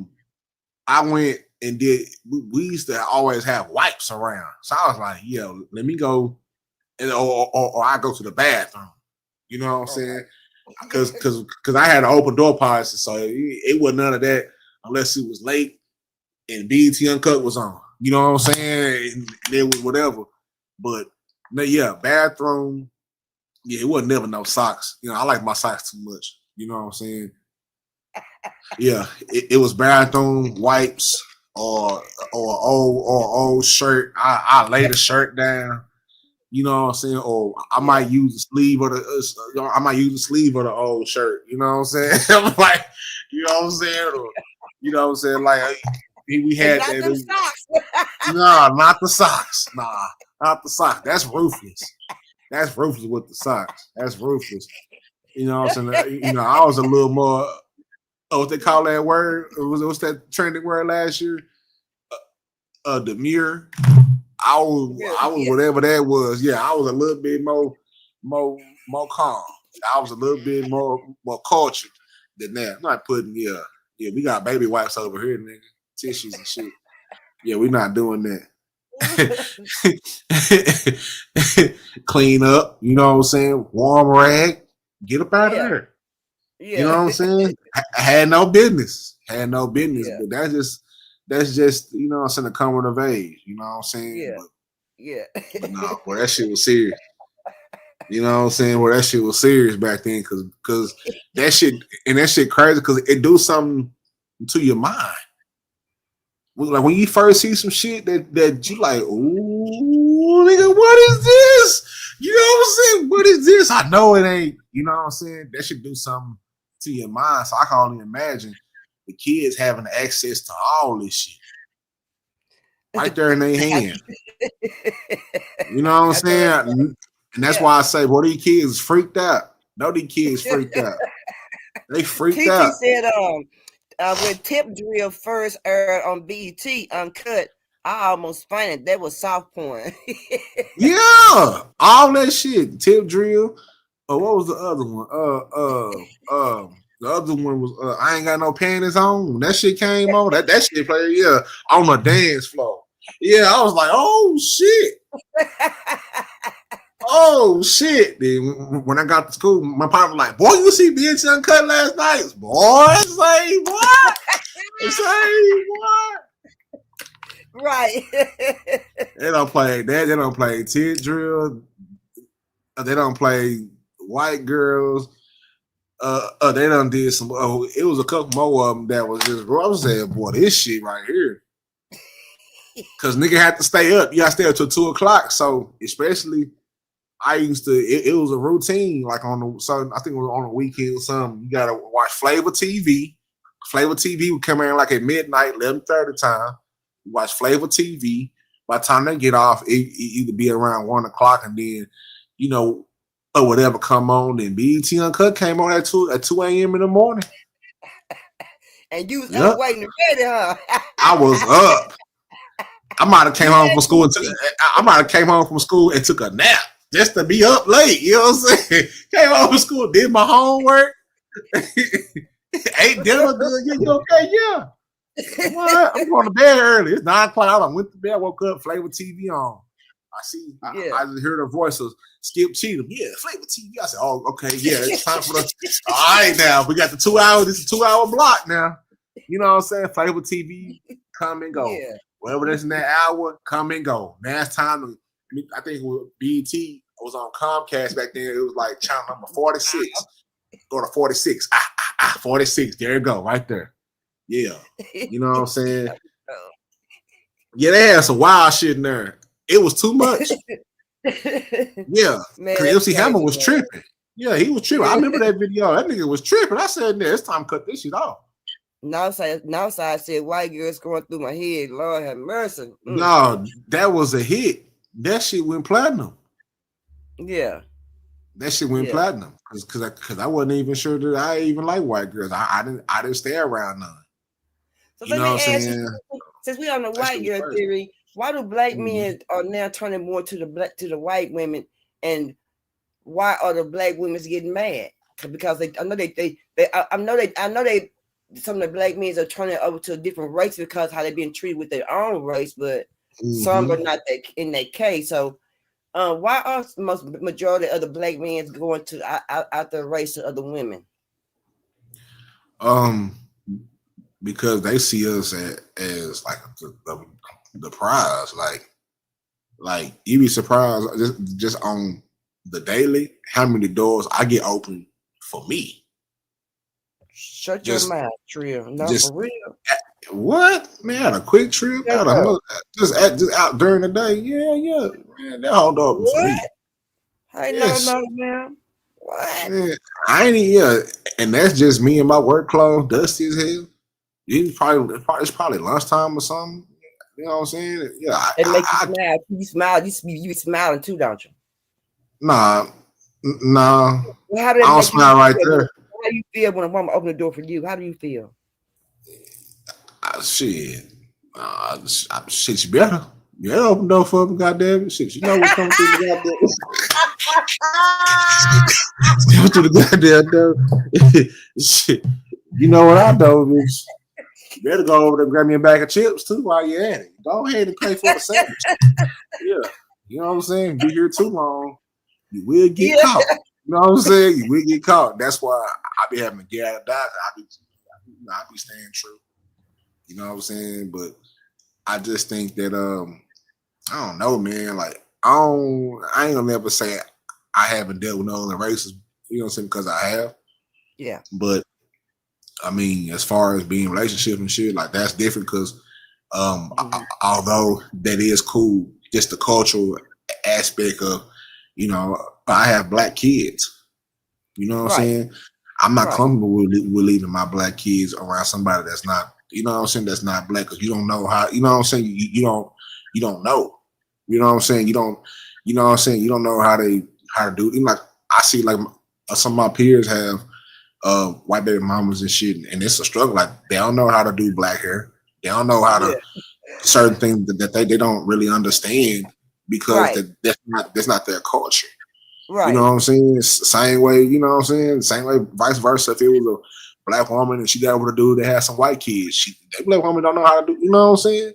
Besides, is it fair to say that black woman can't get mad when a black man go to his other race because of the way they treated the man, how they unshitted on the black man, done treated the black man so wrong, and done dogged them out, and done took money from them, and you know they had men in their beds when they were gone. They paid the man paying all the bills, treating them like queens. And so is it fair to say that you know? And I'm sorry, women. I'm you know I'm just so sorry.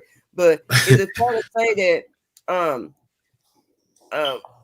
they shouldn't get mad because how they treated that black man, and they shouldn't be because I seen some women's like, I don't know why he with that white woman. He shouldn't have a black woman. Like just take for instance the celebrities. When the celebrities give them a white woman and don't have their sister on their back, and that black man is all you know he in the high dollar bracket. And that black woman said, man, I don't know where you want to fight with him. But the thing is, was you treating that man the right way? And how would you, what was the thing? What was you doing, for a man to, go to another race, because he had to remember that his mama black, his daddy black, his brother's black. You see what I'm saying? So his grandmama black, that made him go to a different race. He want to be like, well, I'm tired of the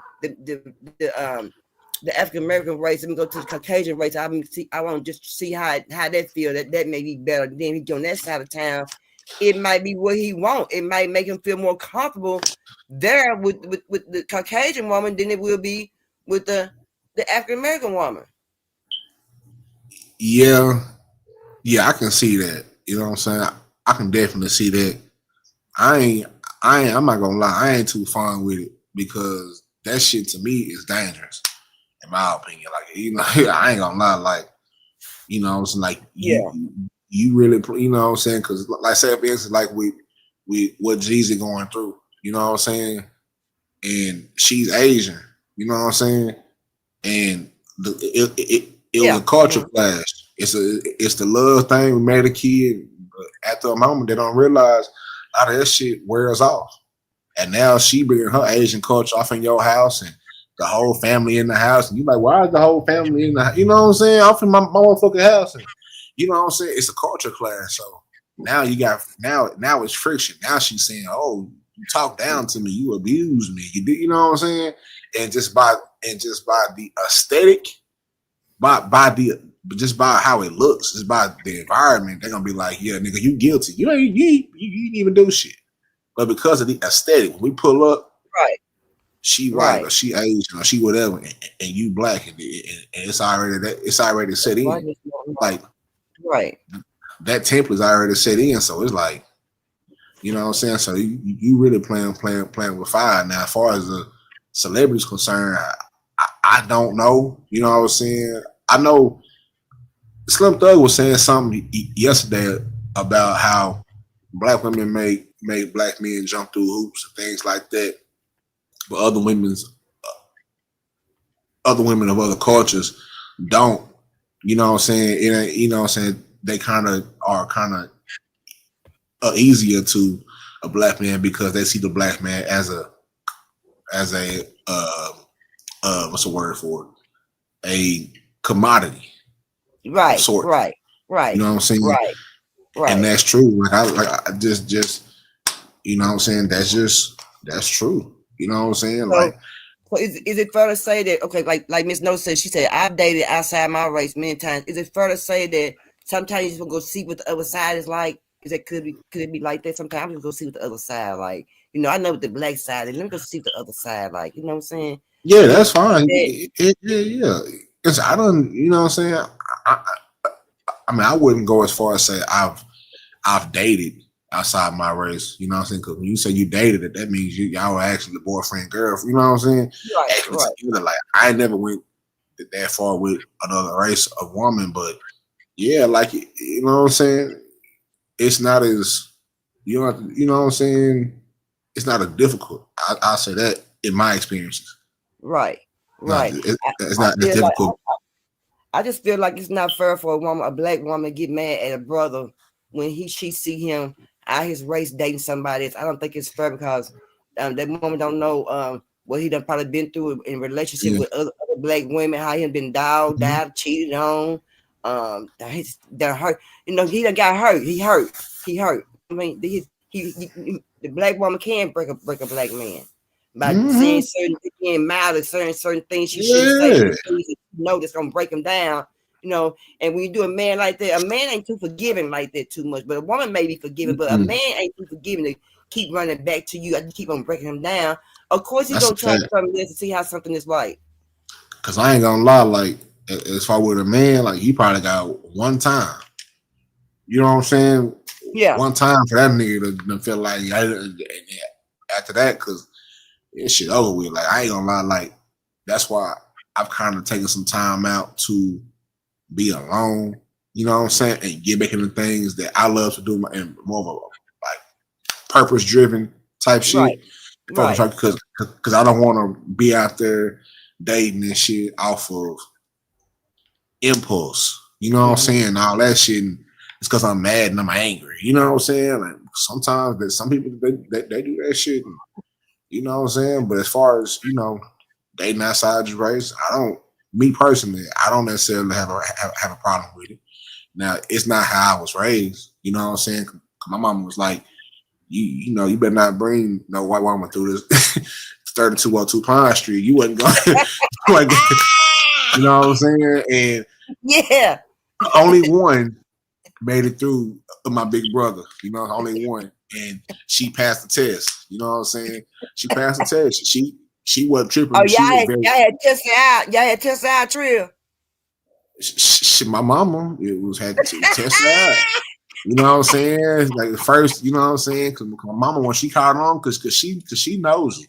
That's where I get it from. She knows it. Whenever something happened outside, she out the window. She out the corner of the window. She all outside like she doing. You ain't doing nothing, nigga.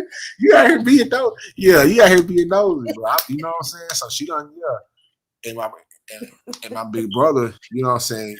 He done had them all, but Yeah, she passed the test, so that's only one, but she had to pass the test, and she had to understand, like, in this household, and she was willing to understand that, and she got it, because those conversations are hard to have, and they need to be had. Like, you are a white girl. This is a black household, and we live in South Dallas. So at that point in time, it ain't too many white people walking around inside Dallas unless they're a dope head or something like that. But you got one of them. You are a career woman. You pulled up Chrysler 300 on them things. You know what I'm saying? You got the money, and you to do. You know what I'm saying? I think she was from Louisiana, and she had a child by a black man, so it wasn't nothing she wasn't used to. And as far as the culture, you know what I'm saying? Right. But she passed them tests, and she wasn't complaining about, you know what I'm saying? She passed the tests, and whatever. But that's the only one. You can't. If I'd have came back home from Oklahoma and had a boy say, my daddy used to be a Muslim, a strong, like majority of my men, majority of my men in the family. You know what I'm saying? My granddad and my daddy, they was black Muslims back then in the 60s, and said, like, they really real militant niggas. You know what I'm saying? Like, these are my guys. You know what I'm saying? Like, they used to always say to the family, hey, that's my man's over there. That's my young boy. His name, you know what I'm saying? That's my man's over there. You know what I'm saying? So they wasn't with that shit.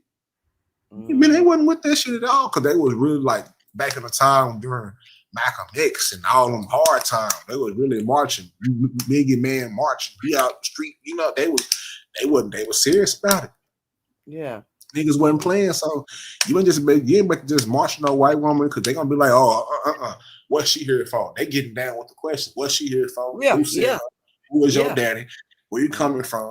Why you here? Are you trying to infiltrate? They getting all in her business. Yeah, take her through it, right? Yeah, they get all through it. So the minute my family wasn't down with that shit, my dad was gonna definitely question something, because he under a whole different teachings and the understandings and all. You know what I'm saying? And I know that too. You know what I'm saying? And my mother grew up Christian, so I'm reading the Bible and the Quran from the black side, just from the black points of view of how we see the shit. You know what I'm saying?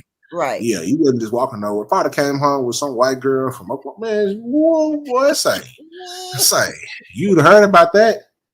It'd have been the shot, the gunshots around. Yeah, we heard some gunshots. There's some going on. Yeah, Northside say black love is a superpower. Gas, just saying. It's like this right here. I wish it was more black love, but we need that. That's something that I truly miss. I'm not gonna lie. It's beautiful, yeah. And that's something that I can hang my hat on, no matter what it is. I came to this world. I done put 3 black babies on this earth. Yeah. Whatever happens, even with the divorce or whatever, I don't give a fuck. I feel like I came in here and I did my duty. Maybe I wasn't meant to be a good husband. God damn it. But I did my goddamn job. And maybe God put me on here to put the now you done did that, you done laid your foundation. Now I need you here. Right. I don't know. That's how I look at it, but that's just how I look at it. It's special though. You know what I'm saying? Yeah. It's special when I seen like just my mama and my daddy, how they used to, you know what I'm saying, from the great times when we had money, we was living good, to the rough times when we had to figure it out. So my mama couldn't work no more because she had to have surgery, and when she got cancer and she had to get a mastectomy and all that shit, like that's when that black love kicked in. That's when that's when I saw my daddy love, like damn, you know what I'm saying? He didn't care about no mastectomy or nothing. He like that's love. That's love. love. I love, you know what I'm saying? I love you. You know what I'm saying? Losing your hair, don't care. I can remember the time where my mama was insecure as a woman because she only had one breast, because she had to get a mastectomy. She had breast cancer, and she had to get a prosthetic and shit like that. You know what I'm saying? Yeah. And I can remember her feeling a certain way. You know what I'm saying? Like most women would, because that's how, you know what I'm saying? And I can just remember the love my daddy, like he loved her already regardless, you know what I'm saying? But I can remember that like when she was feeling the most insecure about, you know what I'm saying, whatever, and he would comfort her. He would, you know what I'm saying, and we would comfort her. You know what I'm saying, like outside and stuff. Yeah. It's like that black love was that shit trickled down even to like even to that love that I had that grow up with, even to my peers. Mm-hmm. You know what I'm saying? So when my peers needed some type of love or whatever, or something's going on at their house, they'll come over to my house and spend the night. Yeah. I can see they can get a ride home from practice. We had my dad had a Chevy Venture, brand new van, had a van full of musty niggas, taking them home after practice at Lincoln. Musty niggas in there. We don't crowd it up. Musty as hell. Dirty as hell. Yeah, but everybody, you done came in here. Yeah, if you needed something, I got it. We got it. Right. What you need, like it was like, because that black love, even beyond the household, it builds community. Mm-hmm. I couldn't go do shit nowhere. Mm-hmm. I didn't have no choice. So I'm gonna be in the street. On what corner? On who block? Doing what? And somebody say, hey, that's Cynthia's son. What boy? What the? You know what I'm saying? Or what? That's everybody knew everybody, mama, daddy. Everybody looked out for each other. Everybody, hey, can I borrow some sugar? Can I borrow this? Can I?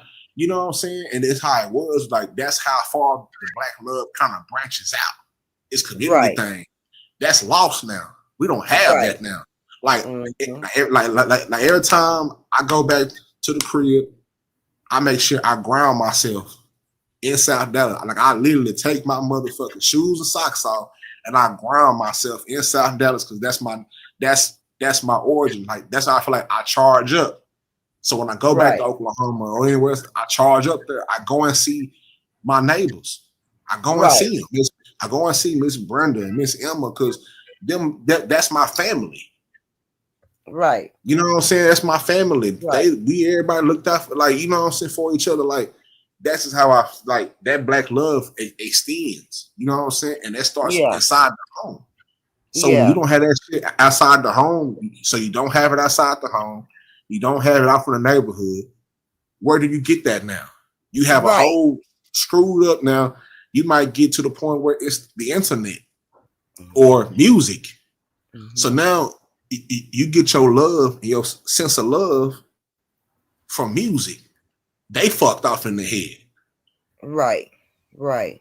You know what I'm saying? Because if she done got her sense of love from Lotto, she got her sense of love from Megan Thee Stallion. You know, he done got his sense. He done got his sense of love from Fredo Bang or Kevin Gates. You fucked off. You fucked off. Right. You know what I'm saying? Right. Yeah, everybody fucked off with it. That's how deep it goes for me. Cause that's how I look at it. You got these young niggas. They don't know who they want to be. It's a whole bunch of following ass niggas. They follow. They don't. They ain't have no. You know what I'm saying? So you got a bunch of followers, you know what I'm saying? And they follow these trends and they depend on these people to raise them. And their music is not for, you know, to raise them. Like, especially not this music, the same type of music they want to, like back in the, you know, back in the 70s, and you had love music and shit like that would kind of help a little bit. You know what I'm saying? Yeah. These days, it's fuck that nigga, fuck that bitch. I'ma fuck that bitch in the mouth. I'ma ride that nigga face. I'ma do this. Oh god damn! I be in the car. That shit, when that shit come out, I turn that shit down. Even with the windows, I be like, I don't know who's around. I just feel subconscious when that shit come on. Sometimes. Yeah, I don't. You know what I'm saying? I don't listen to new music. I listen to music from the 80s and the 90s. You know, that's Eastwood and some Isley Brothers and some Surfers, some Club Nouveau. Some I like stuff in the old Too Short, and I listen to stuff like that.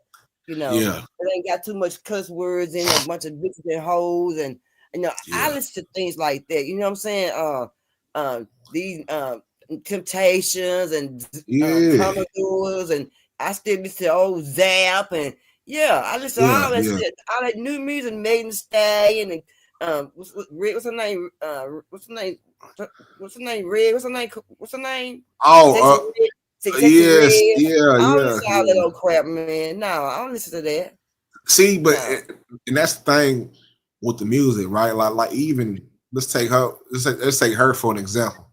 She ain't the first. She ain't the first one of her kind. You can trace the, you can trace the raunchy music back to, you know what I'm saying, to Trina or to Kaya, My Neck, My Back, or even back further than that, Adina Howard. But at least Adina Howard, at least she had a way. She had a way. Come on, like, baby. Come on, Trick. Come on, tell it. Come on. She was getting to it. Come on, baby. You know what I'm saying? She was getting to the business. Don't get it twisted. She was getting to the business, but she was talented. And she was sitting in a different way. Yeah. And then it's some songs she got straight to it. Some songs she got straight to it, but she was talented enough to convey her message without being as vulgar. Like she gonna tell you, we doing this and doing that. But you know what I'm saying? And even some of the music, like some of the music, once some of that 90s R&B gets decoded, it's like this nigga made a song about, you know what I'm saying? It's like, damn. But what's wrong with the song's about? Once they tell you like in an ensemble song, but it was like, damn, they put that shit in a creative way. You know what I'm saying? Titi said, me too, my mom's so sick. Me too. She said, I'm so sick of the Barge and Denise Williams being on repeat in my car, baby. I like the Barge and I like Too Short. I like Who Did It and the Sugar Hill Game and my favorite one was the Shalimar. Oh my Shalimar. You know what I'm saying? Yeah, like baby.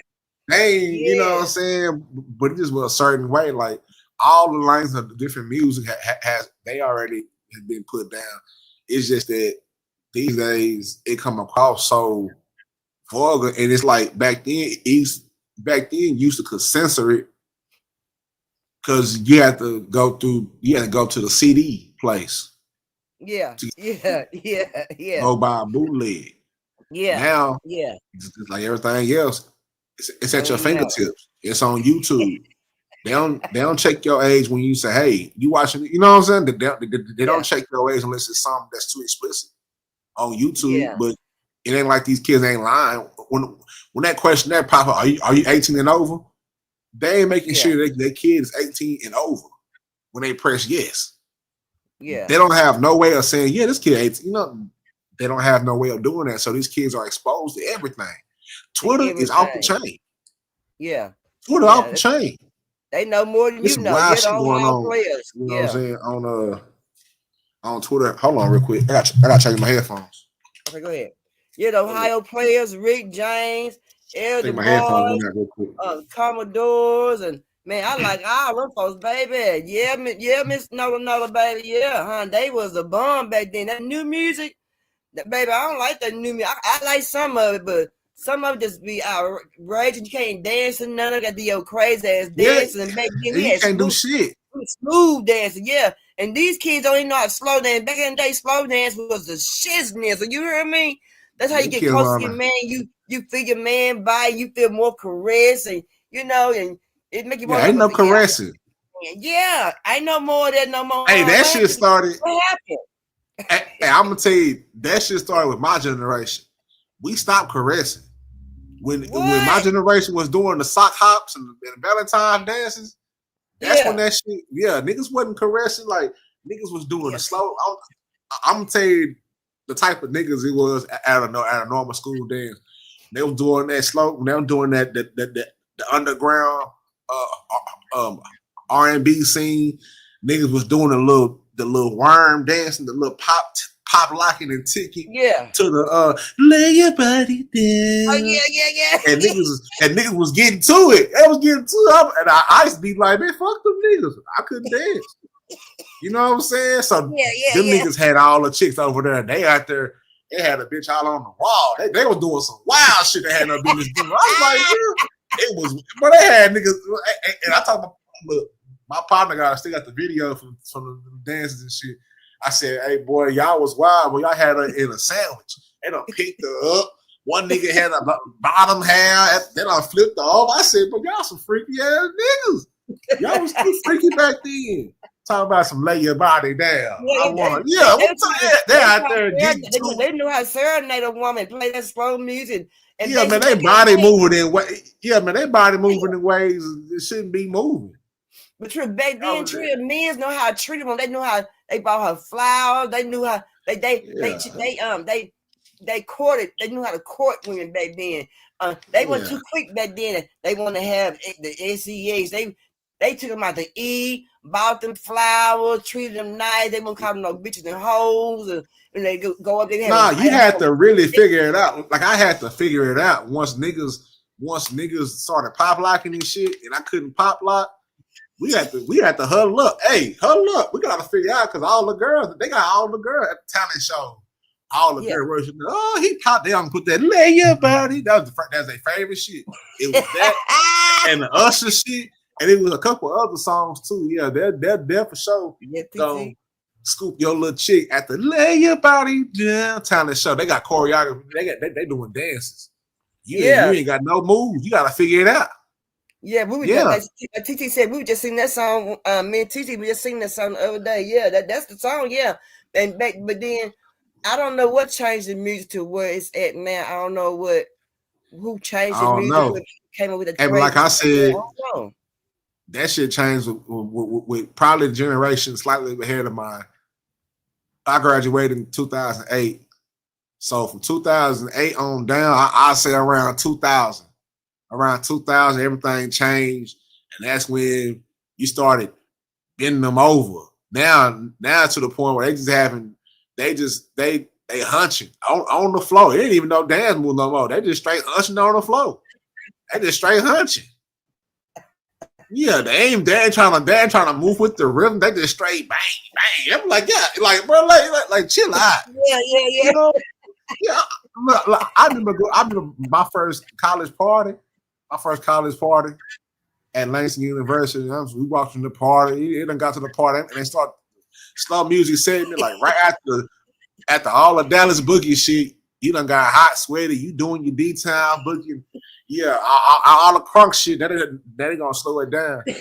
And I just remember seeing niggas on the wall. I said, bro, they over here fucking over here. What? I ain't had no moves. I had to learn some moves. I ain't know shit, and then you have to go through the period of time where the girl was bent over or she was doing her dance by herself, and you kind of, you know what I'm saying, smooth your way over there too. You know what I'm saying, behind her, and then she turned around, and it's that moment where she turned around and she looked at you like, who is this nigga behind? You know what I'm saying? And if you get it the right way, she'll keep dancing, or she just move. You know what I'm saying? Like, and if she moves, you just gotta move on.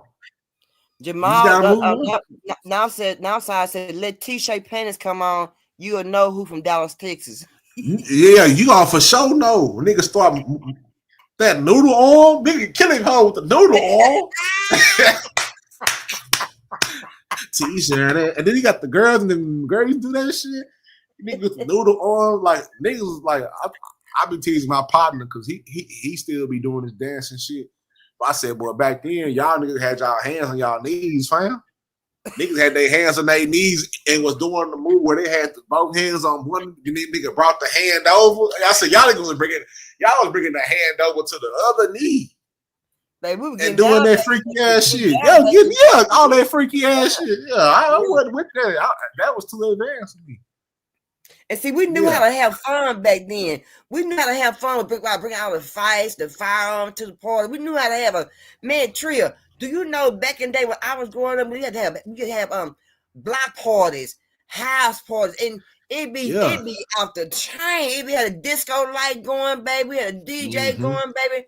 It'd be all in popping. But now, and it was never no fights. It was never no brawls, none of that. Everybody got along. Everybody had a good time. But now you can't go to the club. You can't go hang out at the park. You can't go nowhere. I mean, nowhere. Nah, it was every once in a while something happened, or even if a fight happened, after the fight happened, everybody get back to it. Nowadays, niggas shoot up everybody. Niggas done shot at everybody. The main nigga he was trying to shoot is alive. He done killed niggas wasn't even in the way. Right. You know what I'm saying? So it's like it's dangerous now. Like that's why I always say, like, as a millennial, as I guess the beginning of the millennials, that first wave of them, I was kind of like, we were kind of blessed to still experience some of that 90s shit. And then we grew up in the millennium when 2000 hit and do some other shit. You know what I'm saying? So we kind of had a both sides of it. These new kids don't know nothing about actually having a good time. So do you think, is there any way we can start? I mean, I know it'll be hard, but is there any way for the brothers and sisters to start being black loving back into their household? And is there any way we can start, how they can start getting their young men, these young brothers? I mean, I know some of the dads not in their homes, in the kids' homes, because the mothers do be ignorant. I see some ignorant baby mamas and some bitter baby mamas on their behalf. Is it fair to say we need to get our young men need to get together and show these young men how to be taught at home now, since some of these mothers got these bad households, running bad households, and they don't have a man in the household to bring them up, and they just going by what their mama say, and then that's why the boys are out of control and be sensitive to their mamas. Is there any kind of way that as a community in the world we can get these young men to come together and sit them down and talk to them and get them some men's mentor? They ain't got no men's mentor.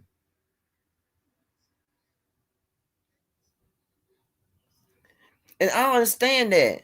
Maybe Trip here fell off a minute. There's no mentors right now for the young men. So maybe if these men can get these young men with these broken homes. When I say broken homes, I mean no dad in their life, no dad in the household. These young men talking back and forth to their mamas and stuff. Yeah, and we need men to step up to the plate. If they daddy don't step up to the plate, these men, somebody needs to step up to the plate and show these right men, the young men the right way, because being at home with their mama, they getting their mama attitude.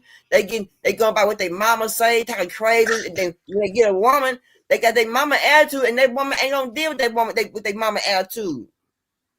Yeah, I think. Hold on, before I get into it, he talk about you. Yeah, nigga, I ain't had no moves. I had to learn some moves. Y'all know. I didn't have no moves, nigga. All those niggas. I was like, damn, like I was cool when that up tempo shit was on. When that slow shit came up, I was like, damn. You can slow down. You can slow dance. You can slow dance, Trill. No, I mean, I wasn't. The one thing that I learned in a move that saved me, is I'm gonna follow wherever she go. If she give me the privilege of getting behind her, and she doing her little moves, she snaking her body, I'm just gonna move however she goes. If she go low, I'm gonna go low with her. She come back up to the side, I'm gonna go to the, I just was holding on. You matching her energy then. Okay. You matching her, but that's my shit. Yeah, because I wasn't about to turn you around and get on the ground with you. No, hell no.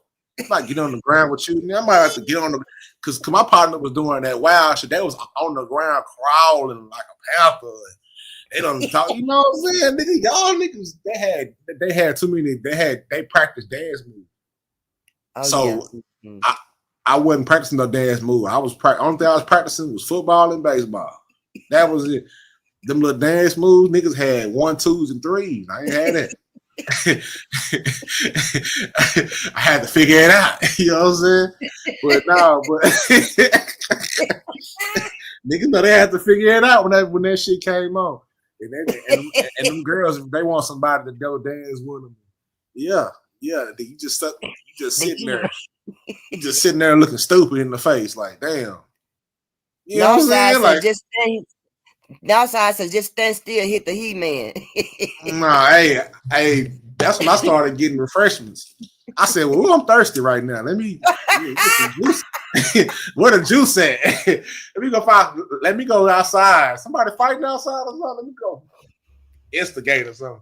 That's your break time. When slow music come on, that's your break time. Okay. Break time, y'all have to call me when they cut the bunny hop on. You know what I'm saying? Oh, okay, here we go. Yeah, back on the floor. All right, now we can bunny hop now. We can do a little ghetto line dance. Yeah.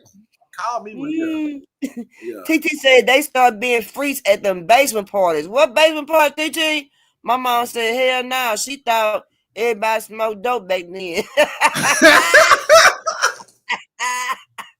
Probably some niggas probably was on dope.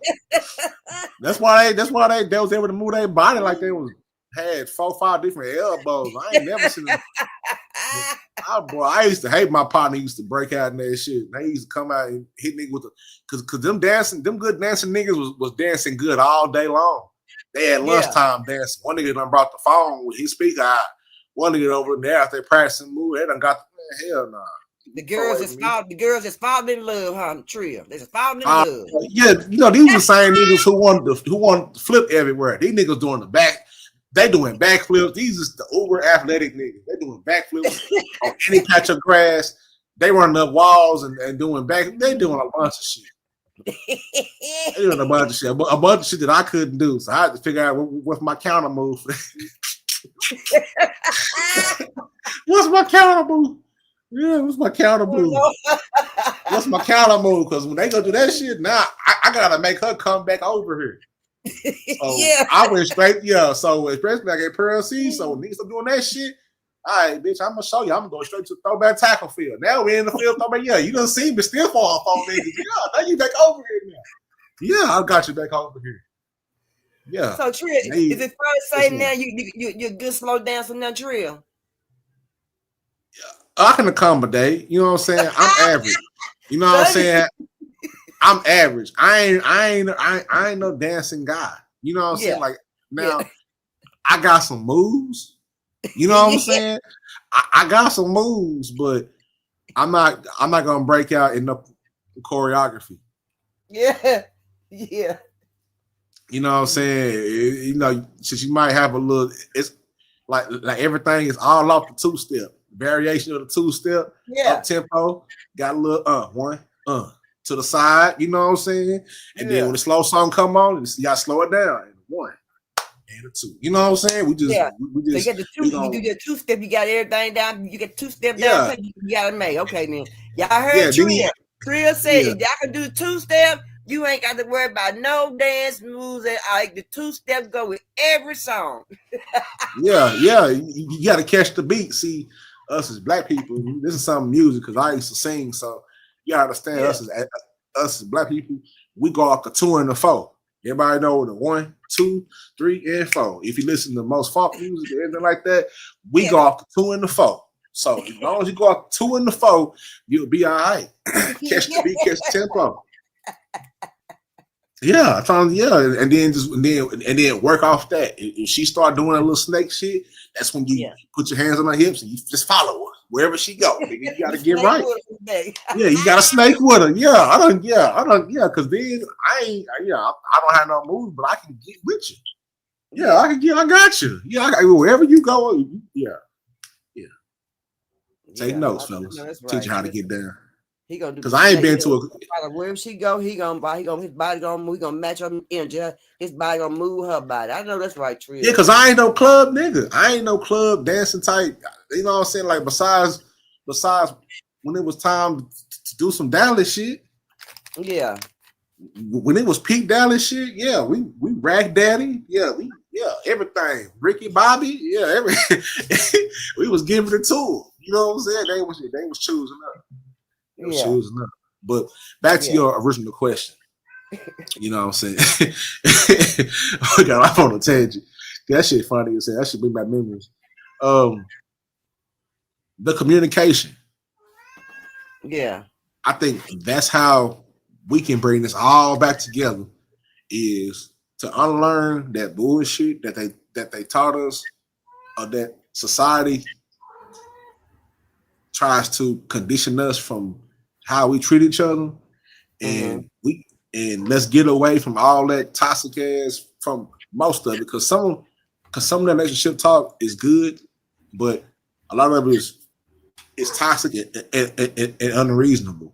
Like, we gotta bring everything back down to a reasonable level as black men and black women, and we gotta learn. I think the main thing is learn how to communicate to each other, learn how to be active listeners. You know what I'm saying? Right. Like don't just hear each other. Like actually listen. You know what I'm saying? And if you come to a point where it's kind of rough, well, saying some of that shit out, figure it out. Well, you know what I'm saying? Like actually talk to each other. Like a lot of things can, like a lot of shit don't be that serious. Like I really wish that my marriage could have worked out, even if it would have ended up dissolving anyway. I wish that would have happened a lot smoother. You know what I'm saying? Right. But she didn't know how to communicate like I did, and I couldn't fault her as much because number one, we young, and number two, she didn't grow up like I grew up. Right. So she don't really understand that and the value that, you know what I'm saying? So that's hard, but she gets it now. But at that point, she didn't get it. So it's all about the communication that we gotta have within us. You know what I'm saying? Like that's where it starts. Like, you know what I'm saying? Like we gotta learn how to love each other again, because this world has done a number on us both. Amen. Yeah. And the government, even though they did that shit off in the, I say late 60s, 70s, when they started to kind of come in between the black family, and they, you know what I'm saying? Like, okay, we know how powerful this shit can be, so let's dissolve this shit. And you kind of see how it broke down our families over the years through every era.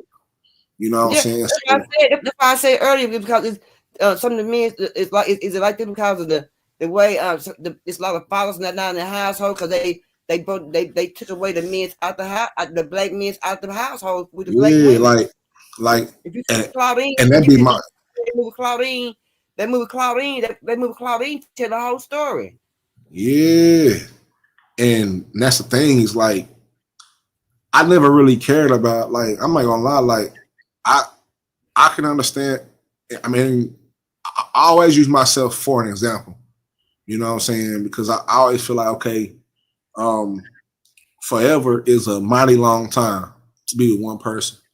So the probability of me being with that one person forever is not high. So shit may happen and shit might get fractured because it takes two. You know what I'm saying? Everything might be good on my side, but might, you know, be on the other side, or vice versa. You know what I'm saying? And that's what the communication is really for. It's not for when everything going good. Everything going good and you just fell in love, everything going cool. It's for those times after. When things break down, what do you have in your toolbox? You know what I'm saying? What do you have in your toolbox to communicate? You know what I'm saying? You can't be out here being angry and want to hit on everybody, and then you're hitting on each other, and there's somebody, you know, you got DV cases and somebody that, you know what I'm saying? Like, you don't want that, and that all comes from, I mean, some people are sick, but some people don't really understand, like, in our environments. And I always say this to everybody. Like I said, I always relate these things to me. In growing up in South Dallas, they didn't teach us how to properly behave ourselves and control our emotions. It was kind of in these neighborhoods around America, you know what I'm saying? Regardless on what city, any impoverished neighborhood, like any ghetto, any side of town that's rough, like South Dallas or anywhere, North Tulsa or anywhere like that, they don't teach us how to handle our emotions properly. It's either you handle them through violence or you go play sports. Yeah. Or both. Yeah. You know what I'm saying? Or both. You gonna be violent. Like playing football is violent. You know what I'm saying? That it's a reason why it's a lot of crazy niggas that play football, because that shit is a violent sport. You are literally running your body into another human being again and again and again. It's violent. Boxing is violent. All that shit. You know what I'm saying? It is violent. So we grow up around violence and think that's the way to handle it. And sometimes it does us no good, because we don't realize that it hurts everybody around us. You know what I'm saying? Like, beyond, the craziest thing to me is beyond kindergarten, maybe first, second grade, that's the only time we really learn how to control our emotions. You come into class that one day and they give you a piece of paper and it's a green face, a yellow face, and a red face. And they ask you, how do you feel? You know what I'm saying? That's as kids. And beyond that, like they never keep doing that. You know what I'm saying? Like they never evolve that lesson of how do you feel today? Like sometimes certain things can be answered by just asking the question. Like you be surprised what you'll get out of a person when you ask them how you feeling, like how was your day? Like a lot of women don't understand, like that's all like us men be wanting, like, but beyond all the other shit, like all the other shit cool, but it's a different feeling when you come home from being outside in the world, a world that thinks nothing of you, a world that knows that you the greatest thing walking on the earth, but treat you like shit. Yeah, and I think these women, our sisters, my sisters, needed tell black men, you know, to smile more. You're handsome more. One day, me and my sister TT was talking about this video where this black lady be out and she see men and they not smiling. She tell them smile that they're a handsome man. They're, you know, I seen that when she tell them they a handsome king. She be in different places, you know, and you know she tell them to smile. You know, you're a handsome king. Or she just tell them how handsome they are. And that man that black man face just light up. You know, because you know, he ain't hearing at home. And it's simple. Like I'm not gonna lie, like you know, us men, like don't get me wrong, like I'm a complex personality type of, you know, whatever, but beyond that, simple guy. I don't need a whole lot. Like I don't need a whole lot to, you know what I'm saying? Like the feeling of, hey, how was your day? I done came in, like I said before, the world treated me like shit. Every time I leave out the door, it's a part of me that's like, shit, I probably won't come back through this door depending on what happened today, what goes on. We done seen so many of us die for no reason. You know what I'm saying? And they show us this on the news over and over and over and over again. They don't do that to any other race of men. They don't do that. They do it to us. They condition us to see us.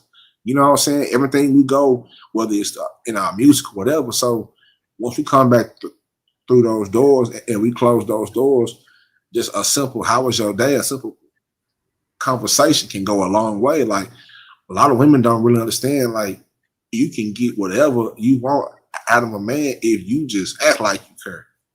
Yeah. My sister TT said she will always get a frowning black man to smile at her just by saying kind words that he probably ain't used to hearing.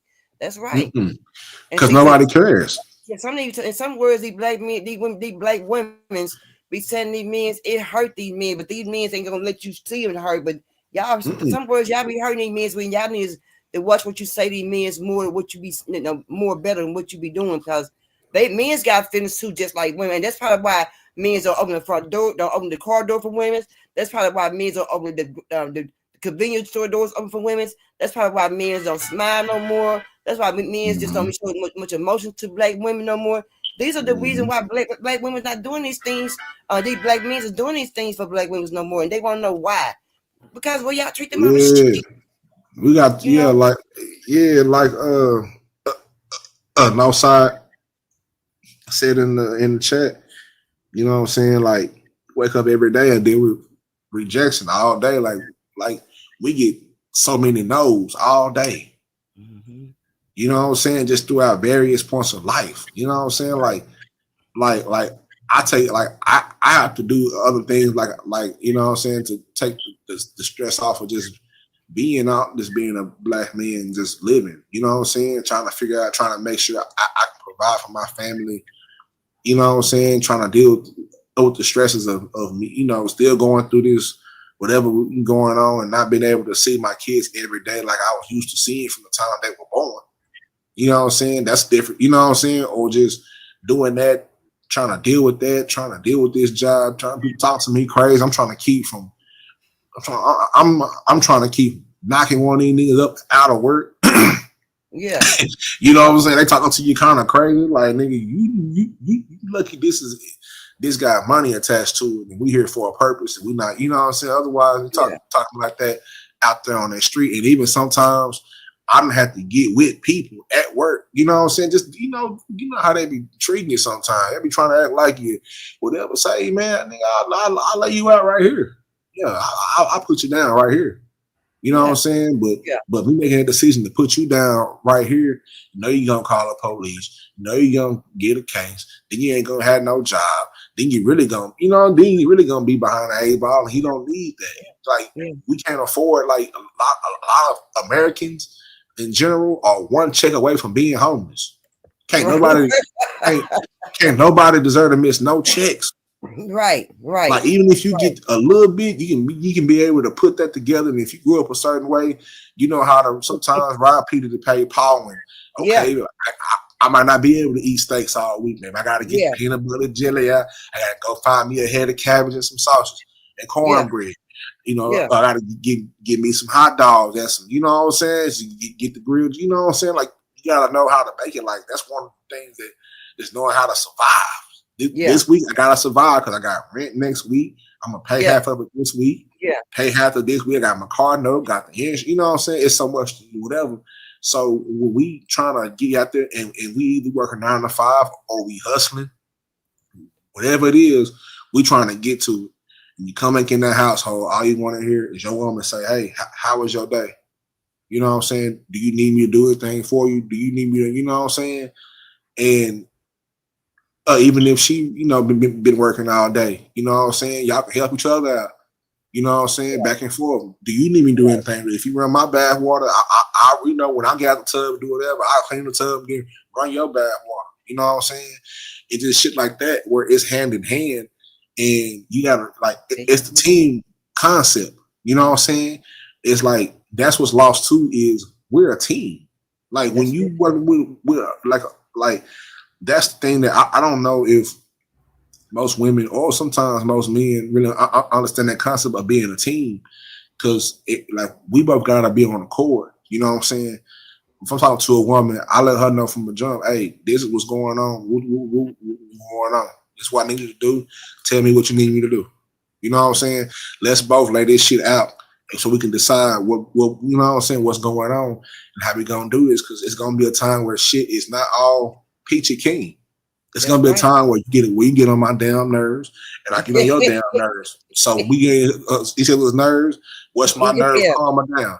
I'm gonna go in here. I'm gonna get on this Xbox. I'm gonna get on the Xbox. Put my headset on. Let me get an hour or two. You go in there and get on your phone. Watch Lifetime. Go.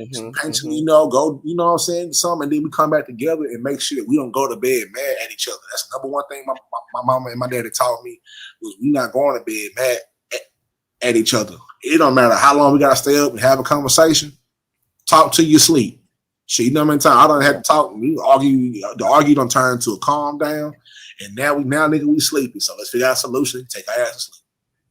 So is it fair to say that when a man go to work hard? I mean, of course, the wife and husband both working. Is it fair to say that girlfriend? Is it fair to say that if that man is bringing home his paycheck? Now hear me out. If that man is bringing home his whole paycheck and giving it to you, is it fair to say if you don't pay those bills when that man give you the check to pay the bills, is it fair to say that don't get mad and when the bills get cut off, don't get mad when the man don't want to give you no more money and the man want to move out? Is it fair to say that he should move because the woman didn't do right with the paychecks? Hell yeah, because like I said before, this is a business. Everything gotta, you know what I'm saying? Like, I never get too caught up in the 50, that's another thing that has destroyed logic is who paying the bills, like 50. Like, bro, I get tired of that conversation sometimes because it's like, just get the bills paid. You know what I'm saying? Like, I've seen what men them gave the woman the whole check to pay the bills and she don't pay not one damn bill. Yeah, I ain't never doing that. Now, I've done it before, but because I had a responsible woman, you know what I'm saying? My ex-wife was a very responsible person. So when I would give her the money to go do whatever, she'll do whatever with it. You know what I'm saying? She gonna go take care of that business. You know what I'm saying? Some women don't do that. You know what I'm saying? Like they ain't trustworthy. That they gonna go and put some in their bank account and or put some of that shit over here on a chime card. And they got a lot of women, yeah, that I done call them to the game. You know what I'm saying? That's why they don't put your money on a chime card, nigga. Y'all don't know. He know better. He said, y'all can't get him no more. He said, I know it. They don't put your money on a chime card. They don't took some of that out. And instead of paying the whole bill, they done got that shit on a payment plan. Now you don't even know what's going on up over there. So they done got the payment plan for the electricity. Ladies, y'all better listen to Trill. They done paid the bare minimum on everything. It's still getting paid and it still be on, so you'll never know. The rest of that money is going onto a chime card, Cash App card, or whatever other little debit card that got going on, or she's stashing up. She got she got a little boot that she stuffed money in or something, because that's the backup money when she ready to get away from your ass. If you do something, nigga, she got that money to get away from your ass. That's when a woman makes a decision.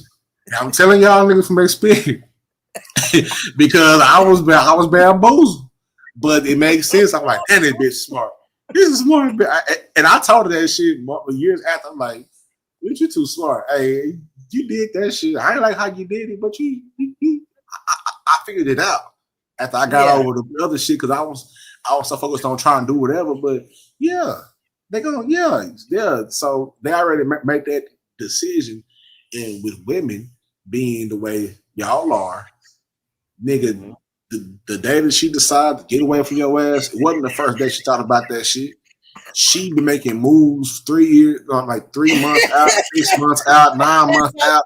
Yeah, she done nigga, she done got you in the loop. She done gave you the best sex you gonna ever had. You like, damn, this shit remind me of when we first met. Yeah. Got your mind all in the twirl, nigga. Got your mind in the twirl. And all of a sudden, shit get cold, nigga. Shit get cold, nigga. I'm gonna tell you how it go. And one thing you can expect from me, I'm gonna tell you how it go. Yeah, then get cold, nigga. And then the shit start. And then now you left like, damn. Because I was, when did this shit start? Then you start tracing steps back.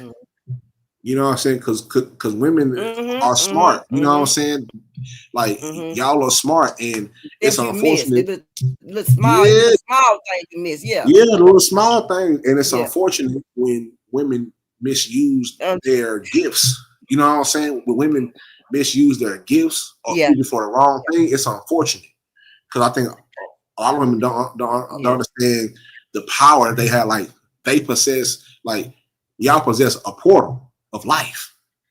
Like, we pour life into y'all, and it does some shit off in there. And when they come on, you know what I'm saying? Like, that's a portal. It's a reason why that's there and why it looks a certain way and why everything, because that's how God designed it to be. It's a puzzle. Everything fits in the right spot. I guess Jamal been done pretty bad. Jamal said, look, I had a woman put me out, my name on the lease. You free to go. Dang. Oh, Jamal, you shouldn't be putting your name on no lease, man. You ain't gonna be there. Shoot, no. Say, and that's another thing. If you ain't the main person on it, say something. Jamal said I had 2 women get a house off me. I'm telling you. Look, there is no cap in my rap, man. I know what I'm talking about. See, that's why niggas don't like me have me up on their panels, because they know what I'm talking about. They don't. I see the game. I see it. It's kind of like when Tom Brady and them get off in the booth, Tony Romo and they get off in the booth, and they tell you all about the game and the formations and shit. Yeah, because they used to study. They done studied everything. They done been through the fire. But Trill, yes, ma'am. Question, and Jamal, how would you let 2 women get a house off you, an apartment? When you don't open your damn eyes up. I mean, you don't know, but you don't know because the women have us caught up in the rapture. They have caught up in the rapture. Y'all know when y'all be doing whatever the hell y'all be doing, and we don't be paying attention. Like, we be sometimes we'll get it. sometimes like the instincts will like, okay. But just because like now you done got your mind on something, but now she done got all up in front of you, kissed on your neck, did some other shit. She done made some other Salisbury steak. She done did some shit. So by the time you get in from the house, you notice this shit like, like you got your brain going, what's going on? Yeah, by the time you think it's, yeah, you don't have dinner. She done hit you with that cube steak or whatever that shit is, chicken or whatever the meal is. Yeah, now she got you in a rapture now. She got that meal in your stomach now.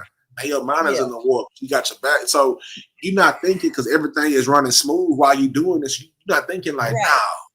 You know what I'm saying? It can't be. But yeah, it might be. You know what I'm saying? Like your mind is telling you, like, I can literally go back and trace steps. And after I understood it, after I see some shit after it happened, like, okay, I can trace this shit back 9 months. Yeah. This is when she first decided, you know what? This might not work out, but she got to do it women got to do that shit off in a certain way. They can't just leave abruptly. I got to be able to at least leave with something to fall back on because he is who he is. That's right. That's right. So when he give me this money and pay these bills, that's when she done got the secret chime card on you. You didn't even know because you didn't even check the mail, nigga. Nigga, check the mail. You didn't even check the mail. She got a chime card, cash out card. Yeah. Preach. Yeah, cash out card, chime, cash out. Any one of them little what's the new shit that taxes on spruce, the little spruce, the H&R Block spruce card, whatever it is, she can load money up on that bitch. She gonna load money up on that bitch. She gonna transfer money in and out. She done got the Walmart card, whatever it is. She done got the Bluebird, whatever it is. Y'all heard Trill? This a young man talking. Yeah, she gonna. We ganged up over here. I'm telling you, she gonna stash that money, man. She gonna stash that money, and if she's good with money and she's a responsible person, it's gonna be hard for you to pick that shit apart. Because if she's smart, she gonna make it look like nothing is wrong. Yeah, it's kind of like a murder. I'm gonna commit the murder, but before I commit the murder, I'm gonna think about it, make sure I don't leave no shells, I don't leave no footprints, I don't leave no fingerprints. You know what I'm saying? No other shit. You know what I'm saying? Like that's why I be watching shit like Snapped. That's why Snapped is y'all niggas. Y'all don't watch Snap, bro. Y'all missing out on the game, bro. Y'all better know. Yeah, I'm trying to put my partner. Y'all don't watch Snap, man. There's a reason why this show has been going on for damn near 20 years about crazy ass women. Jamal said I was being a man paying most of the bills, and then they mad and want to leave or won't leave, but y'all live together. They want to leave together. But that's the game too, because after a certain time, depending on what state you in now, y'all are coming married. Coming low. So you can get up to leave, like you done got up to leave, and then all of a sudden you got court papers, nigga. You can't just do that because you don't stay together, and she done got a piece of metal at your house, or you done went over and stayed together, or y'all done got an apartment or a house together, y'all done been up under the same roof for a certain amount of time, depending on what state you in, nigga. You married regardless, whether you like it or not. You got because of common law.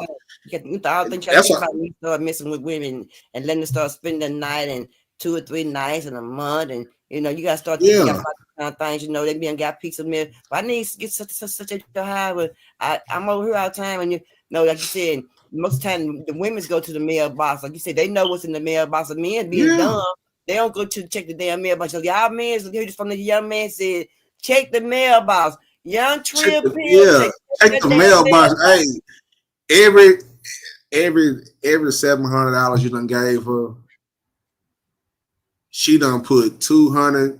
She done put 150 in the goddamn chime. She done put 150 on the cash out card. You know what I'm saying? And these days they ain't gotta go. They can just do it, put the shit in the bank account, and don't get no joint. don't get no joint accounts. You know what I'm Oh, saying? you in trouble. Don't know. Because if you get a joint account, boy, she'll drop. We'll draw that shit and close the account. Because we dip out, can't do shit about it. When y'all get into it, y'all be trying to beat each other to the bank and get the money out. Yeah, she done already done called the bank.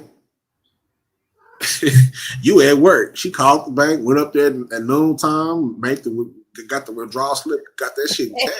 You ain't got nothing when you get to got that shit in cash and one of them little bags. They give you one of them little zip bags. Yeah, she done got you with the little zip bag. Then you come back, you only got 1,000 left here. Yeah, out of there. Out of there.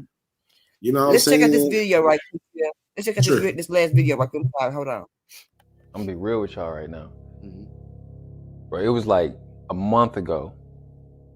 Things were so heavy. Maybe like 2 months ago. 2 months. Yo, life was lifing.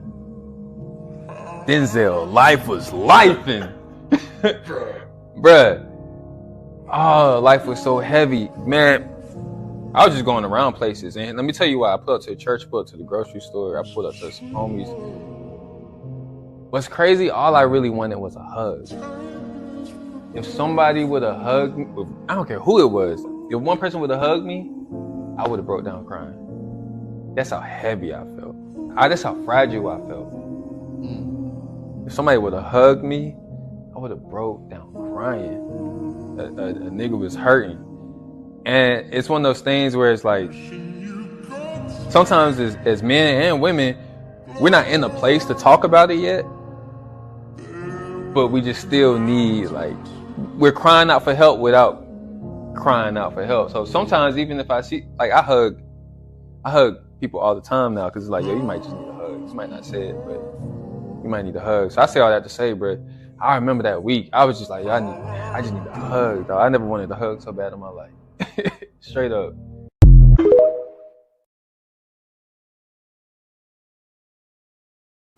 Tree Appeal, TT said, can you confirm if she posted your right channel? Okay. Let me see. That's one of them. Well, I'm not doing it on that channel right now. The channel I'm doing it the most on right now is Tree Appeal Digital.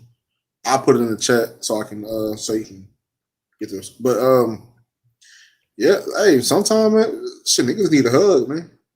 Yeah, that's for real though. Yeah, I know you got new need women. I can say that I see more women getting more hugs than I ever seen men's get more hugs. Yeah. And men's need also, when you do wrong, ladies, to these men's, y'all also need to apologize to these men's. Men's also deserve that apology, just like you be want an apology.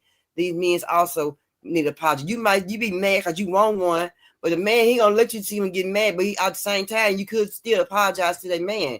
Because men's have feelings. They cry. Like I said, they don't cry around you, but they cry, silent cry, anybody cry, but they cry.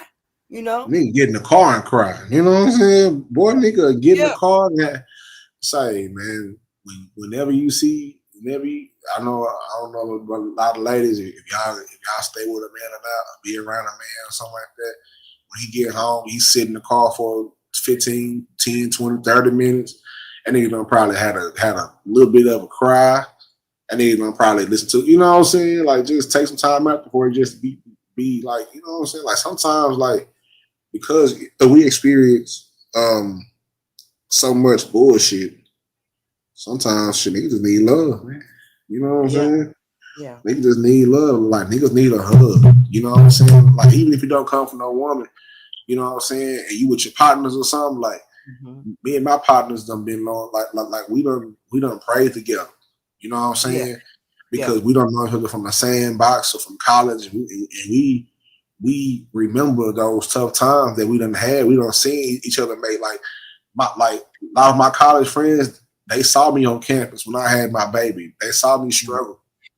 You know what I'm saying? They saw me trying to hustle, trying to get off a zip of corn or something. You see me trying to get something out to go provide. It'll help me out. You know what I'm saying? When I ain't had no car, I need to go here and go there. Yeah. Say, bro, you can use my car. I'm in class. Use my car.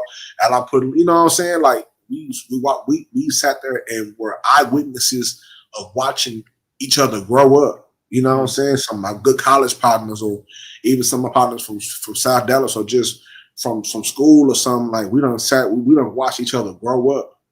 You know what I'm saying?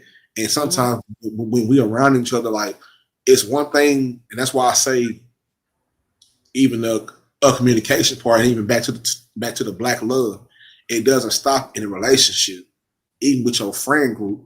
You know what I'm saying? If your partner can help you do all the worst shit, the toxic shit, we gonna go out and fuck with these hoes or go smoke or do whatever. If they can't help you heal, then you need to get away from them. That's right. You know what I'm saying? That's my right. partner can call me right now. Say, man, I don't have to talk my partners down. You know what I'm saying? From most serious points, but they know what I do and how I do it. You know what I'm saying? And they know I'm real with it. And I don't cut no corners, and they know, you know what I'm saying? They know, say, man, I'm going through this, bro. Talk to me. Like what I gotta, you know what I'm saying? And I run it down through there until we figure it out. It don't matter what amount of time. If I'm in the city, I pull up on you. Or even if like a few times I done drove to the Texas border. Or I done drove halfway. I say, look, meet me halfway. I drive halfway from Tulsa, drive halfway from Dallas. I'll meet you halfway somewhere. We'll chop it up. You know what I'm saying?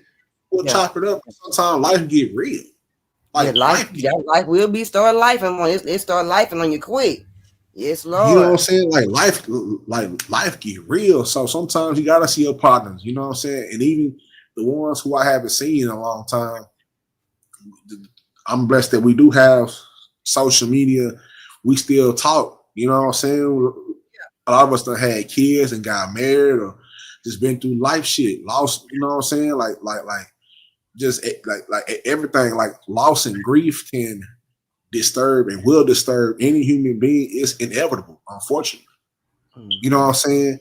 So why not be there for your like dude say he's pulling up at the grocery store? Yeah, because sometimes like I'm very much I'm an introvert. You know what I'm saying? I don't be around a lot of people, and I'm very selective about who I share my time with. You know what I'm saying? Right. Whether it be on the internet or even in my, you know, in regular life spaces. You know what I'm saying? I don't spend my time where I'm not comfortable at. You know what I'm saying? That serves me no purpose. You know what I'm saying? Yeah.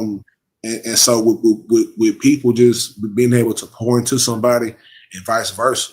You know what I'm saying? Like if you need somebody to talk to, all you gotta do is you gotta just let me know. You know what I'm saying? And vice versa. You know what I'm saying? Because we don't talk about some deep shit, and we both know the environment. You know what I'm saying? Like we know. You know what I'm saying? And a few people from the internet, have called me. You know what I'm saying? On the, you know what I'm saying? Just hey, I need. You know what I'm saying? And that's just yeah. Hey. But that's that bullshit though. Hey, yeah, they be on some weird shit. They be on some weird shit. A lot of these niggas don't have no love. Like a lot of niggas don't know what it means to go to church. You and your partner, some partners, y'all go to church, and then getting baptized. Yeah, they gonna think whatever, but. It just show what they state of mind in. Just show how they was raised and because I done been to some of my partners that was getting baptized. I'm about to come and say, hey man, I'm getting baptized on them back. Can you show? I said, man, you want me to show up for your baptism, my nigga? What the fuck are we 12? You know what I'm saying? Fuck with me shit. But I done showed up for them because they mean something to them. Because all my partners, they don't live harsh lifestyles. And just like we all go through shit regardless on what decisions we take in life. Yeah. You know what I'm saying? And some of my partners who they chose the street life, some of them are here, and a few of them are gone. You know what I'm saying? And but the ones that are here, that they're making a change, they always know I can call him, and he gonna keep it real with me. Because every time I go back to the South, I ain't one of them niggas that be like, hey, meet me over here. No, I mean, I'm going right to the trap. Nigga. I'm going right. I'm pulling up wherever you at. I don't, you know what I'm saying? Because that's home to me. You know what I'm saying? I stand out there on the block with you for about 20 minutes. I ain't gonna be here all day. I know it's hot. My car got Oklahoma tags. I know how to, you know what I'm saying? But it just feel good to see my niggas and to know like y'all okay and we chop it up at our babies and you know what I'm saying, and life and catching up and shit like that, where it's like, you know what I'm saying, like those daps and those hugs to the ones you love really mean something. They really mean something. Sometimes that's all we need is to see one of us make it. You know what I'm saying? Like to see one of us make it somewhere. Sometimes that's how we need to say, you know what? If my partner can do that shit, I know I can do that shit for shit show. That's right. That's right. I know I can.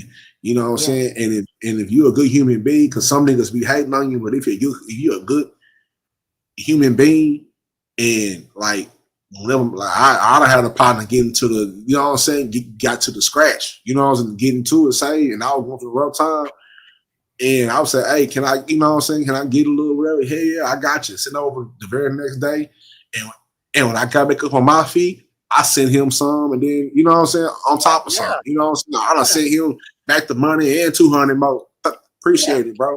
Because I really needed that in time. And he wasn't tripping on you. Got to get, you know, now he was like, bro, if you can, just get it back to me. You know what I'm saying? So that's love. That's community. And that's what's lost. So sometimes like niggas just need like a lot of us men, we don't get no love out here. Like we don't show no love. Like because we built a certain way and we're conditioned a certain way in certain environments. At the same time, on the flip side of it, the times that we did show love, our love gets mishandled and it gets misused. You know what I'm saying? And that can scorn you in a way. You know what I'm saying? Like for me, I take everything around me. I take my time and shit serious. So if I spend time with any of my partners, like I done had some partners who wasn't all real with the shit. They was supposed to be super duper street niggas, and these niggas don't told on everybody. Oh, you don't told on everybody. You know what I'm saying? It's like, nah, nigga, you can't get that type of, like, you can't. You know what I'm saying? Like the audacity of you to, you play the game by the rules that's connected with it. If you choose this lifestyle, you got to be this lifestyle 100%. You can't wait till, you know what I'm saying, told on everybody. You know what I'm saying? Bro, what are you doing? Because now you got caught, and because you scared, and because you wasn't really down with the oath that you took, being a street guy, now that you done took family, you done took a father out the home, people who provide, you know what I'm saying? I don't judge nobody how to get their money, just get to it and be careful. Because you done got jammed up and you couldn't take your charge, now you done told on everybody, now everybody fucked up. Now you know what I'm saying? Because you got jammed up, because you was being stupid. They told you not to buy them big ass rims.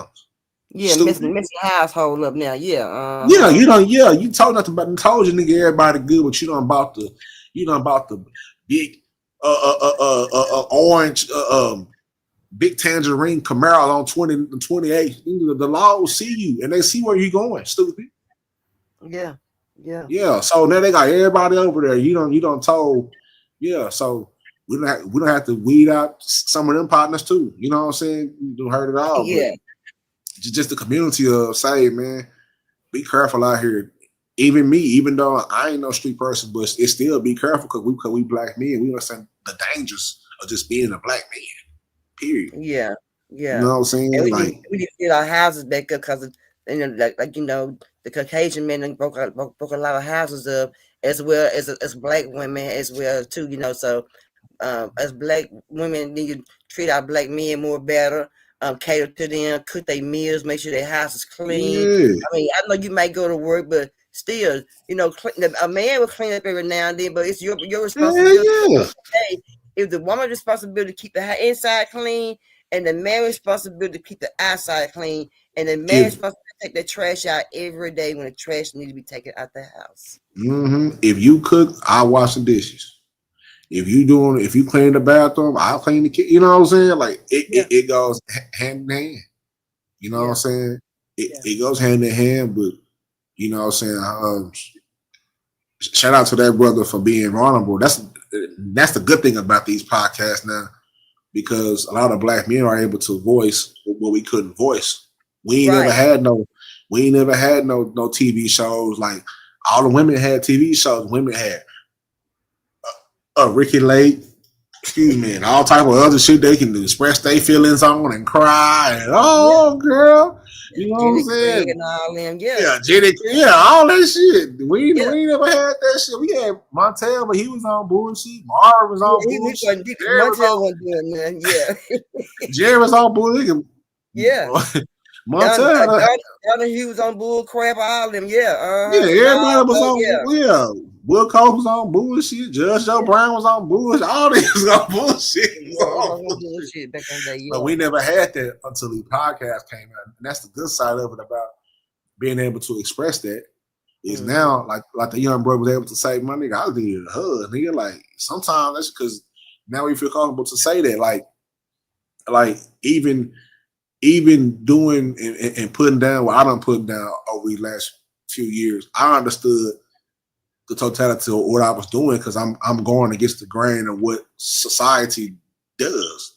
They don't want to see nobody like me coming from where I'm coming from, talking about no mental health and all this shit. Yeah. You know, I don't want to hear that shit, and that's why I be having to deal with it. That's why I don't get the amount of whatever, because it's difficult when you create a certain type of content, but that's just a fight. You know what I'm saying? And that's cool. If that's what come with it, that's cool. You know what I'm saying? I feel you on that, my brother. I understand because I don't get very many, but it's okay because the fact that as long as I know I'm putting out what I need to be put out there, which is the positive, thing and the truth of things, you know, you're gonna come see this content one day. You know, you're gonna get tired of the BS one day and listen to the BS. You're gonna grow up one day and start listening to serious stuff. Yeah, and that's why, you know, I feel comfortable doing some other thing like I'm doing now, but because I don't put this shit down and it'll be here forever. Like that's the proof. Like that's the receipt of God allowing me to make it through. Like that's a blessing. I don't think people really understand the energy that it takes to go through something and the energy that it takes to go through what we've been through and then transmute that energy into creating content. Right. Because you kind of have to relive some of that to make a point and to teach people, you know what I'm saying, or to prove or to make a difference. Like that's like everybody can't do that, Perk. Yeah. Like that shit takes strength, because it's some times where I done did some videos. After I got done with that video, I done had to have a hard cry after. Yeah. Like, damn, you know what I'm saying? God damn, I have to go through that just to get through it. But it's because, you know what? I done been through this. I done had this loss in my life. And I just want to make sure that people know whatever the purpose is. You know what I'm saying? And, you know, all you need is just one person to do that. And maybe that person shared and so on and so forth. And then the beautiful thing about it is you will find people of like minds and they be doing the same thing. And then you keep, and then you'll build on that. And that ends up being a community. It may not be big, you know, big and huge like everybody else, but that's because you ain't doing what everybody else is doing, because them other niggas ain't doing shit. Right. Them other niggas' content ain't worth shit. That you can't get shit from. You can't learn from. You can't get shit from it. It's just there for entertainment. But even the kings and queens of years past needed entertainment.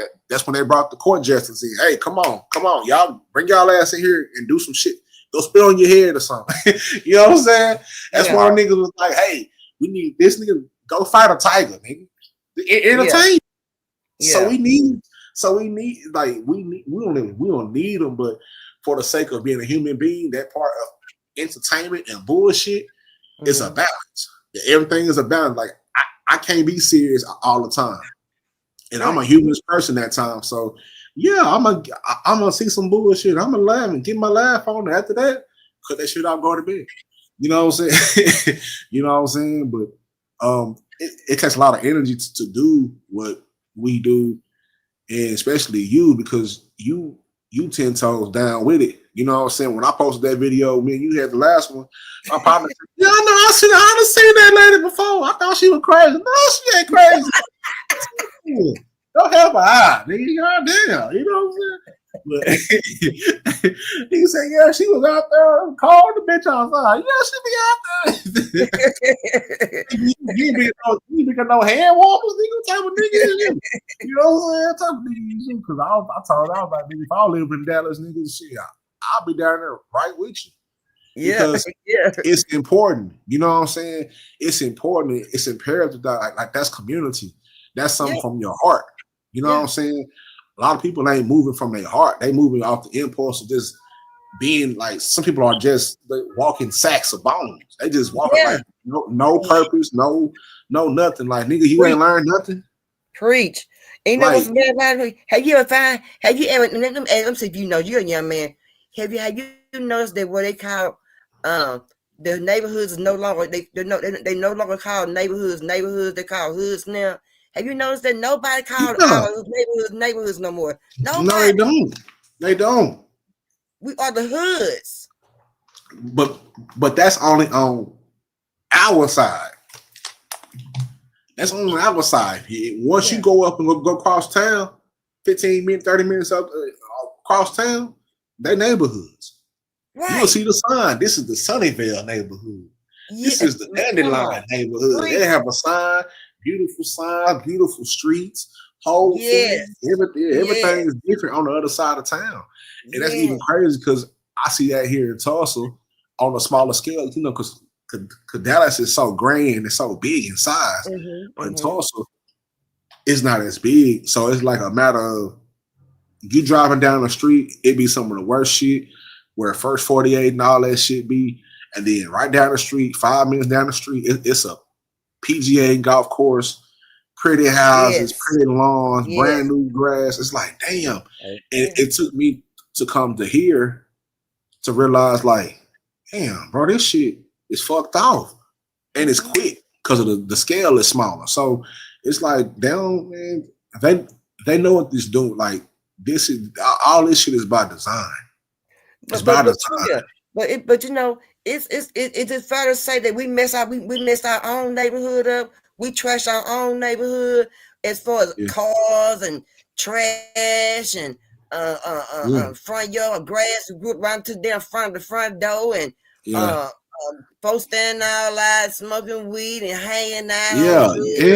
Car wash. I mean, we mess our own neighborhoods up, right? I can say the white man. I can't even say the white man messed the neighborhood up as far as the drugs because of the fact that the drugs wouldn't be in the neighborhood. The black man wouldn't have taken drugs out the white man's hand and put them in the neighborhood. So I can't even blame that on the white man. So ever since that point of time, and ever since that point of time where they dropped that shit off in our neighborhoods, across America, it's gotten worse every 10 years. You know what I'm saying? And that's crazy. How they did that. Like, they really did a number on the black family. Like, they had this shit. We need money because we need money. They kept empowering. We know these niggas need this money. We're going to drop these drugs, drop these guns off here, and that's going to give us our money. We're going to use that money to go fund the war. You know what I'm saying? And that was back then, and I still believe that they're doing it now. This shit ain't coming out of nowhere. This shit is on autopilot now. You know what I'm saying? All the way down to the point where, you big dope dealer, guess what? You go see your plug across town, if your plug get jammed up, guess who they giving up? You, nigga. They giving you up. Because everybody, they favorite gangsters, all niggas was turned to snitches. Majority of them niggas done told on somebody. All of them, like, Go ahead. I'm just saying, it's a vicious cycle that never ends. You know what I'm saying? And so now, it's to the point now where the different phases of the game is in now. Now these communities also ran down. Now they coming back and they buying lots up for cheap. And the blacks getting mad because why would you get? I'm so glad you said it, brother. See. We mess our own neighborhoods up, but when we move out the neighborhood or we get put out the neighborhood, we have to keep a neighborhood trash, and then the white man come in and put roads and put new houses and build new. Man, the last time I came to South Dallas, I drove to one of them shits. I drove, the regular houses that been there, always been there. And then I'm coming up on this shit. It was over there across the street from Mr. K's or something. I seen this little 2-story. I said, well, what the fuck is this? In the middle of the hood, 2-story. It's like across down the street from somewhere out there around 44. It's like a little 2-story house. And boy, that shit crazy as hell. Yeah. Who done bought this lot and done built it up? And it looked so. We'll get mad as black people and start saying they banned the neighborhood and they banned our property. They couldn't do it. But why would we say it? Because we the one running our neighborhoods down, and when they come and trying to build it up, then we get mad because eventually they gonna be the one with the South Dallas Trill. Pretty soon they are gonna be the ones with South Dallas all over again. They gonna go back and they gonna reclaim South Dallas, my brother. And that's what and see, a lot of niggas don't have that history. I tell my partners that shit because of like my pops. He went to Lincoln around the time he always tell me it was only two places where the black people could go to school, and that was Lincoln and Booker T. Way before it became a art school, way before.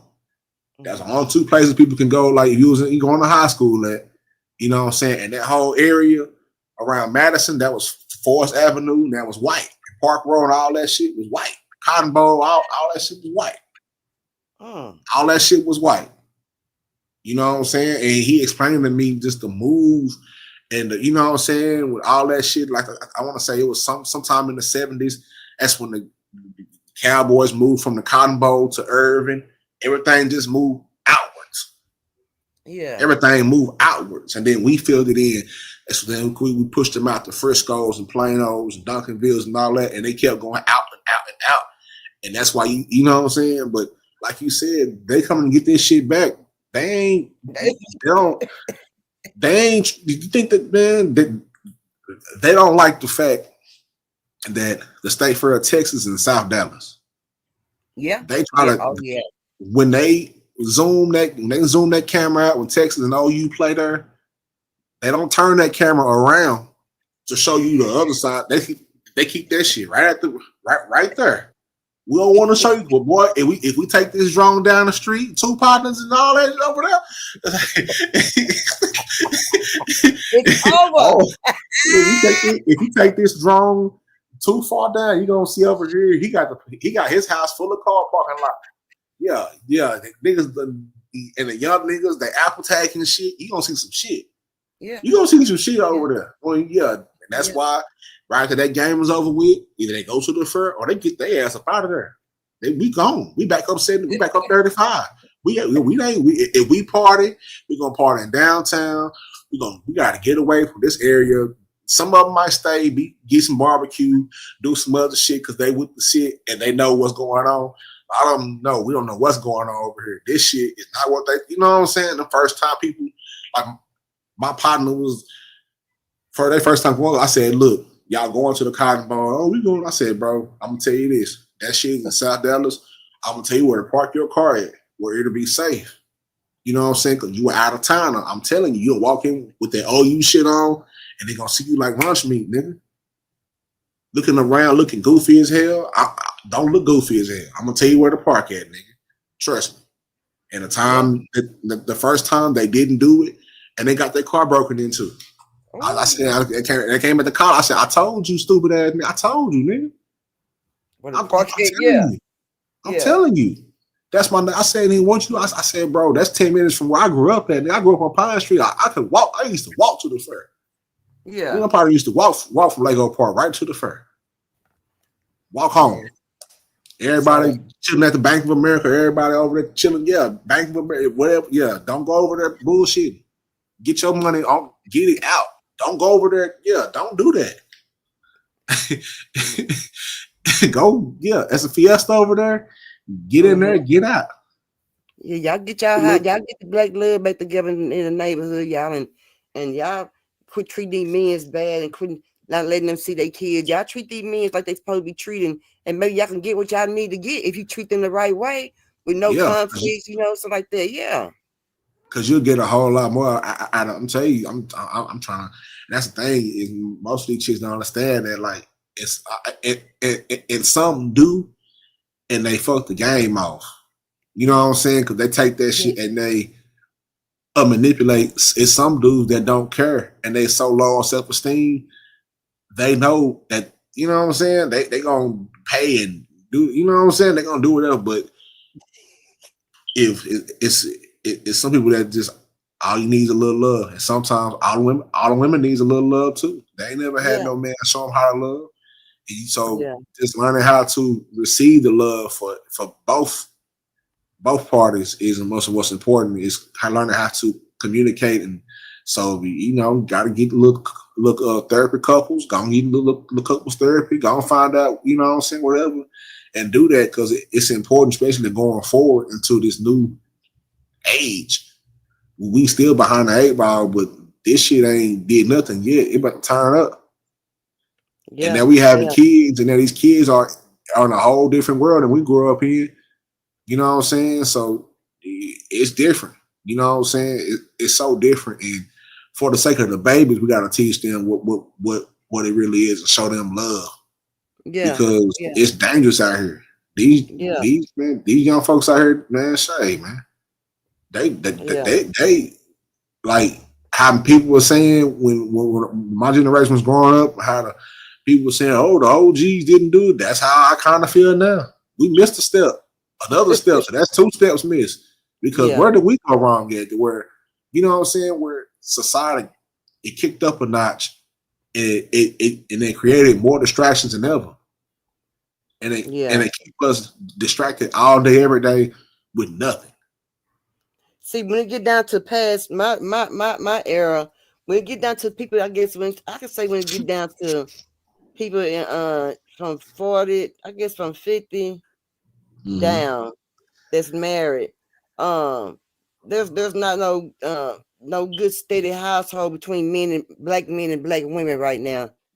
Our relationship is not the same. We don't look at things the same. I wish that we all come to the same era and get it together and bring more black children together, and show them how to interact with each other, how to get them together and teach them more of our history that they trying to take out the market right now.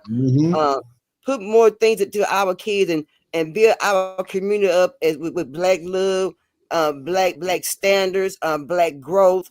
Put more knowledge into our kids, into our household. That way our kids know how to act when they go out.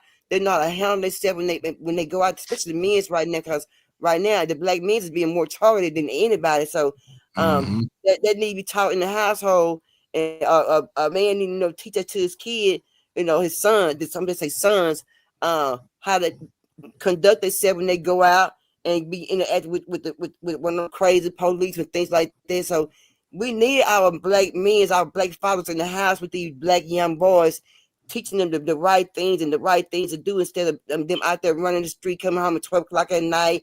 They got homework, need clothes need put out for the next day of school. That structure, they ain't got that structure no more. And young kids need that structure. And sometimes, a boy gonna be rebellious toward a mother because a mother gonna be soft toward her kid and her son. But a father's gonna come in there with a stern foot. You see what I'm saying? And that's what's needed into the household right now. Because the young men, I hate to say it, but they ain't got no damn respect for their mama. Hey, they ain't got no respect for nothing. Like, I said this the other day to somebody, I can't remember who it was, but I said, when I look back at Dallas, I have a unique perspective because I'm from Dallas, and now that I live in a different place, I'm able to actually have a first and a third party, you know what I'm saying, perspective. And so when I tap in with what's going on down there, and I hear about this Dallas drill shit and these young they died so early. Like I ain't never seen, like, even when I went, the energy just different. Like they died so early, like, and they get locked up so early, 14, 15, 16. It's like y'all ain't even had a decent slice of life. You know what I'm saying? For you don't committed a murder, and you ain't never even had a decent slice of a woman yet, and you out here committing murders. You about to go to jail forever. And I tell my partners this story. The what's the nigga name? It's the weird nigga they had on that show. They call him the booty warrior. You know, something about the Fleece Johnson. They call him Fleece Johnson. If you type in Fleece Johnson, you know what I'm talking about. They call him the booty warrior. They had one of them lockup specials, and they interviewed him, and he was talking about some of the most heinous shit ever. But now he's out and giving interviews and shit.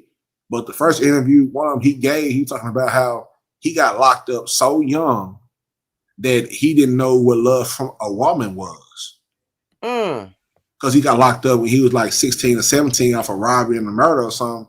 And that's, you know what I'm saying? Like now they kind of, they're kind of weird to it now. They're kind of making it a, because it's weird and he's the disgusting human being and it's weird, but I always tell them young niggas like, y'all gonna be a bunch of Fleece Johnsons because y'all don't even never experienced women before. You 16, 15, 17 years old, you never did. So now you going to jail for the rest of your life.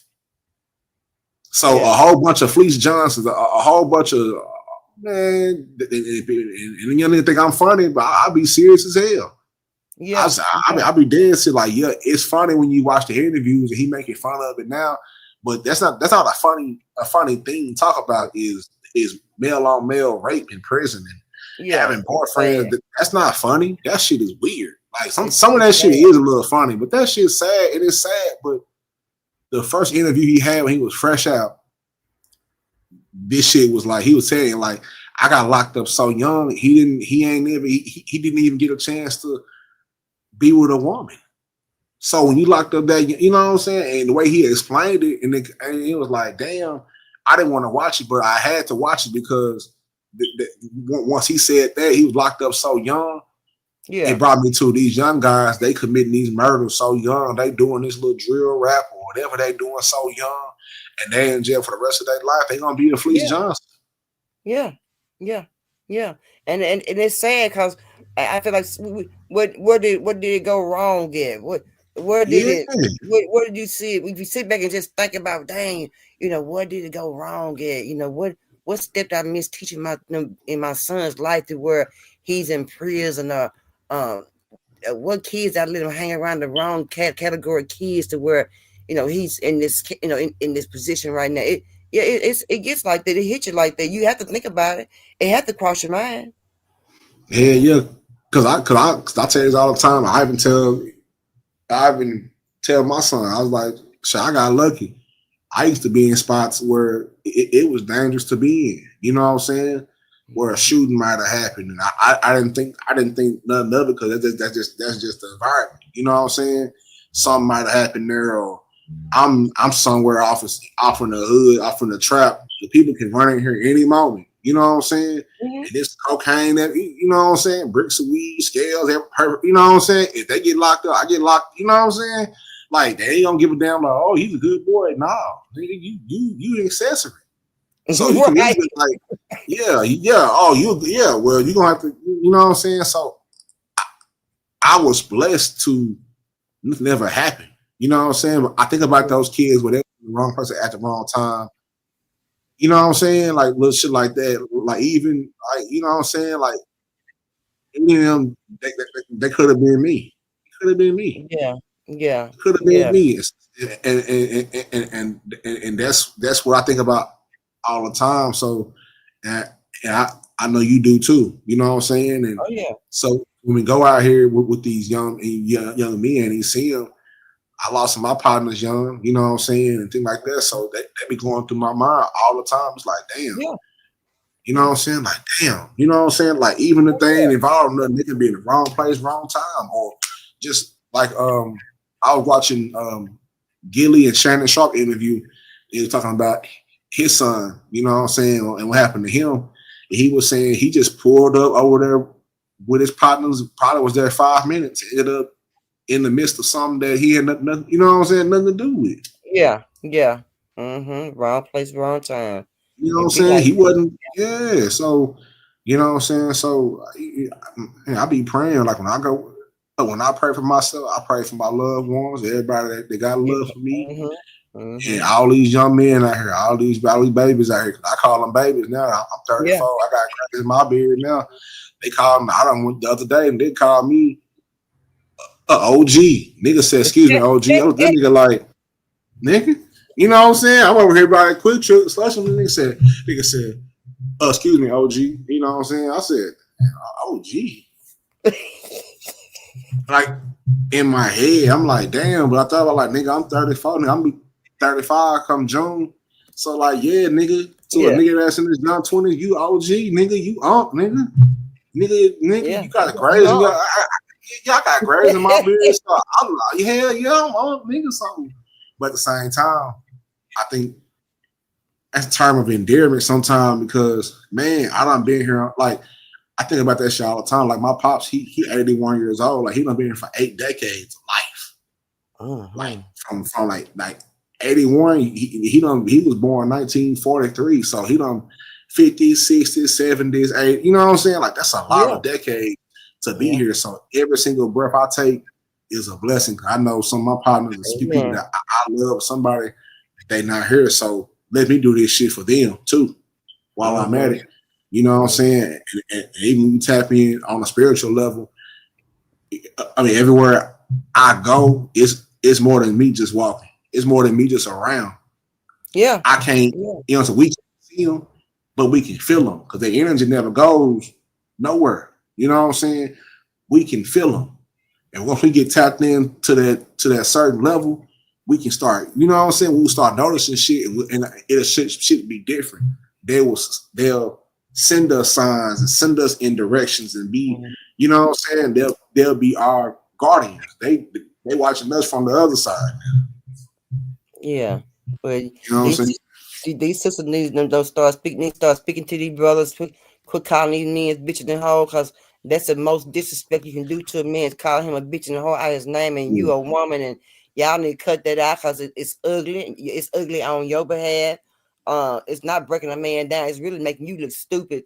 Disrespecting a man like that. Y'all need to. And some of these niggas are soft. Let me say that. I mean to interrupt you. Some of these niggas are soft.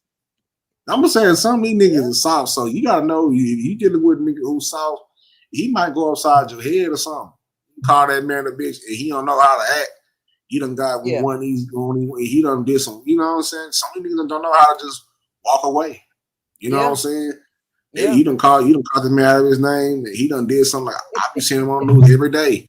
Then I killed everybody because she called him soft. She disagreed with him doing this, and you know, kill damn. You know what I'm saying? Yeah. But you know, it's bad enough for a woman to do it. But then when these studs come up and call these men all these names, and I be seeing these men, when I be seeing that trap, I be like, damn, I hope he don't knock her head off. I hope he don't lay her down where she's staying. Man, these studs. Y'all are some bold itches. Y'all hear me? I want to tell y'all better stay. Hey, yeah, I done had a confrontation with a couple of them. Look, these hands are equal rights, depending on what the situation is. You know what I'm saying? My mama and my daddy taught me well. You know what I'm saying? If you come up with that bullshit thinking you a man and you doing all the extra shit, I'm going to put you down. Yeah. You know what I'm saying? Yeah. And I'm going to try to do it with grace. Right. You know what I'm saying? Because still a girl. Was some of these, even I've heard my homegirls who don't have relationships with girls say that those relationships are even more abusive than the male relationship. Are you serious? Yeah, I got a homegirl. She dibble and dabble.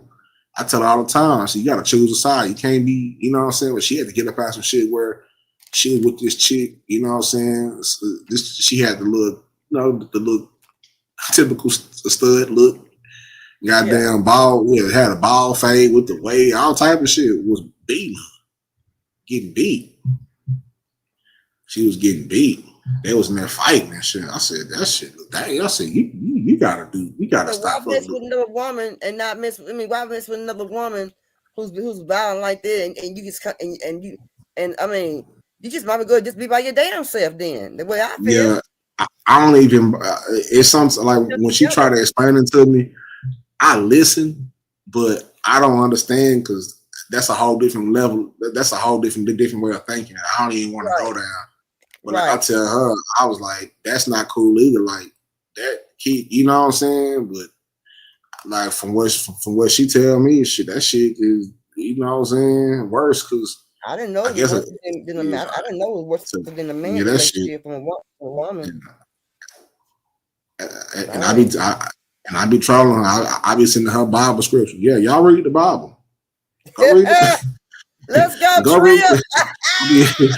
I be trolling like I don't know. Yeah, read it. I be sending the Bible scriptures. Yeah, read the Bible. Yeah, I know everybody done made it. Yeah, I ain't want to say what to do or how to do it. Right, but yeah. Maybe some shit work out since it feels extreme because maybe it ain't supposed to happen like that. Yeah, maybe something you might need to change. Yeah, maybe something you didn't change your life. Yeah. And I ain't saying you get away from the person. I'm just saying y'all got to figure it out and change that shit. Yeah. Because that's still being able to communicate and all that extra shit. You know what I'm saying? Whatever you get around people, you got to communicate around people. Like, you know what I'm saying? Especially like when it comes down to a household, you know what I'm saying? But as far as women and the man, like, you know, and for the ladies, I mean, and the men, like, don't take no shit. Like, don't take all that. Don't doing that toxic shit. That shit is not cute. You know what I'm saying? That shit ain't cute. All that toxic shit, arguing loud, that shit is not cute. No, they ain't cute being out loud. And it's a as they say, true. It's somebody for everybody, but you got to know how to treat people. You see what I'm talking about? You can't be treating people and dog them out and all this and that. You know, when you go out to eat, sometimes pay for that man meal. Sometimes let you know that you appreciate. You know, let him know you appreciate him. Yeah. Sometimes when that man come home, make sure you got the meal ready. And I'm gonna treat my baby. I'm gonna do his bath water. I'm gonna cut his toenails. I'm gonna give him a foot. Yeah, man. Look, I'm telling you, because I ain't gonna tell him. Niggas be wanting that. You know what I'm saying? Shit, I miss getting my toenails cut and shit. I don't have to look. Yeah, I ain't gonna sit here and talk about it. Yeah, I miss getting my toenails cut and put the little spaces. Let's go, Trill. Yeah, niggas got them little spaces in the toes. Yeah, I miss getting my I miss that shit. I ain't gonna count that. You know what I'm saying? When you treat your woman right, she'll do them things for you. She in love. She got your water ran. She got the house ran. She got her lingerie on. She looking all pretty and shit. And she in the treat you right. She in the kitchen with a t-shirt on, just a t-shirt, making mashed potatoes and shit. Yeah. What I'm talking about. Y'all women get y'all shit together. You get it together. I ain't telling you, you know, who to love, but you know, we need to get black love together, and we need to get our kids in the household where they be taught well by the parent, by both parents. We're showing love in the household where kids know how to go out and show love to people and be more gentle to people. They want to be all rough to people and bad, you know. I mean, come on, we got to do better in our household as far as our kids, our men, the relationship, how we talk to our significant other, or our boyfriends, or how we talk to our young men in the house, and especially you women, how y'all treat y'all young girls in the house. Y'all gonna do better than what y'all doing, because see, a lot of daddies do need to be in the house, especially with them girls, because these mothers is not doing right, because these girls are going out there trying to find the love in these other men because they ain't been raised by no man, and to get the love by their daddy from home. Now, and you don't want them to walk into no pimp or nothing like that. You know what I'm saying? You know, just some, you know what I'm saying? Just some alternative lifestyle because they didn't have that love in the house. Yeah, some men praise on people who gonna get love at home. When they get them, they believe in everything. They say they wouldn't start worshiping that man, and he can start brainwashing her to his likings and things like that. Yeah. That's real. That's facts. But Trill, I kept all your night. We have about 3 hours. I don't care. Good conversation.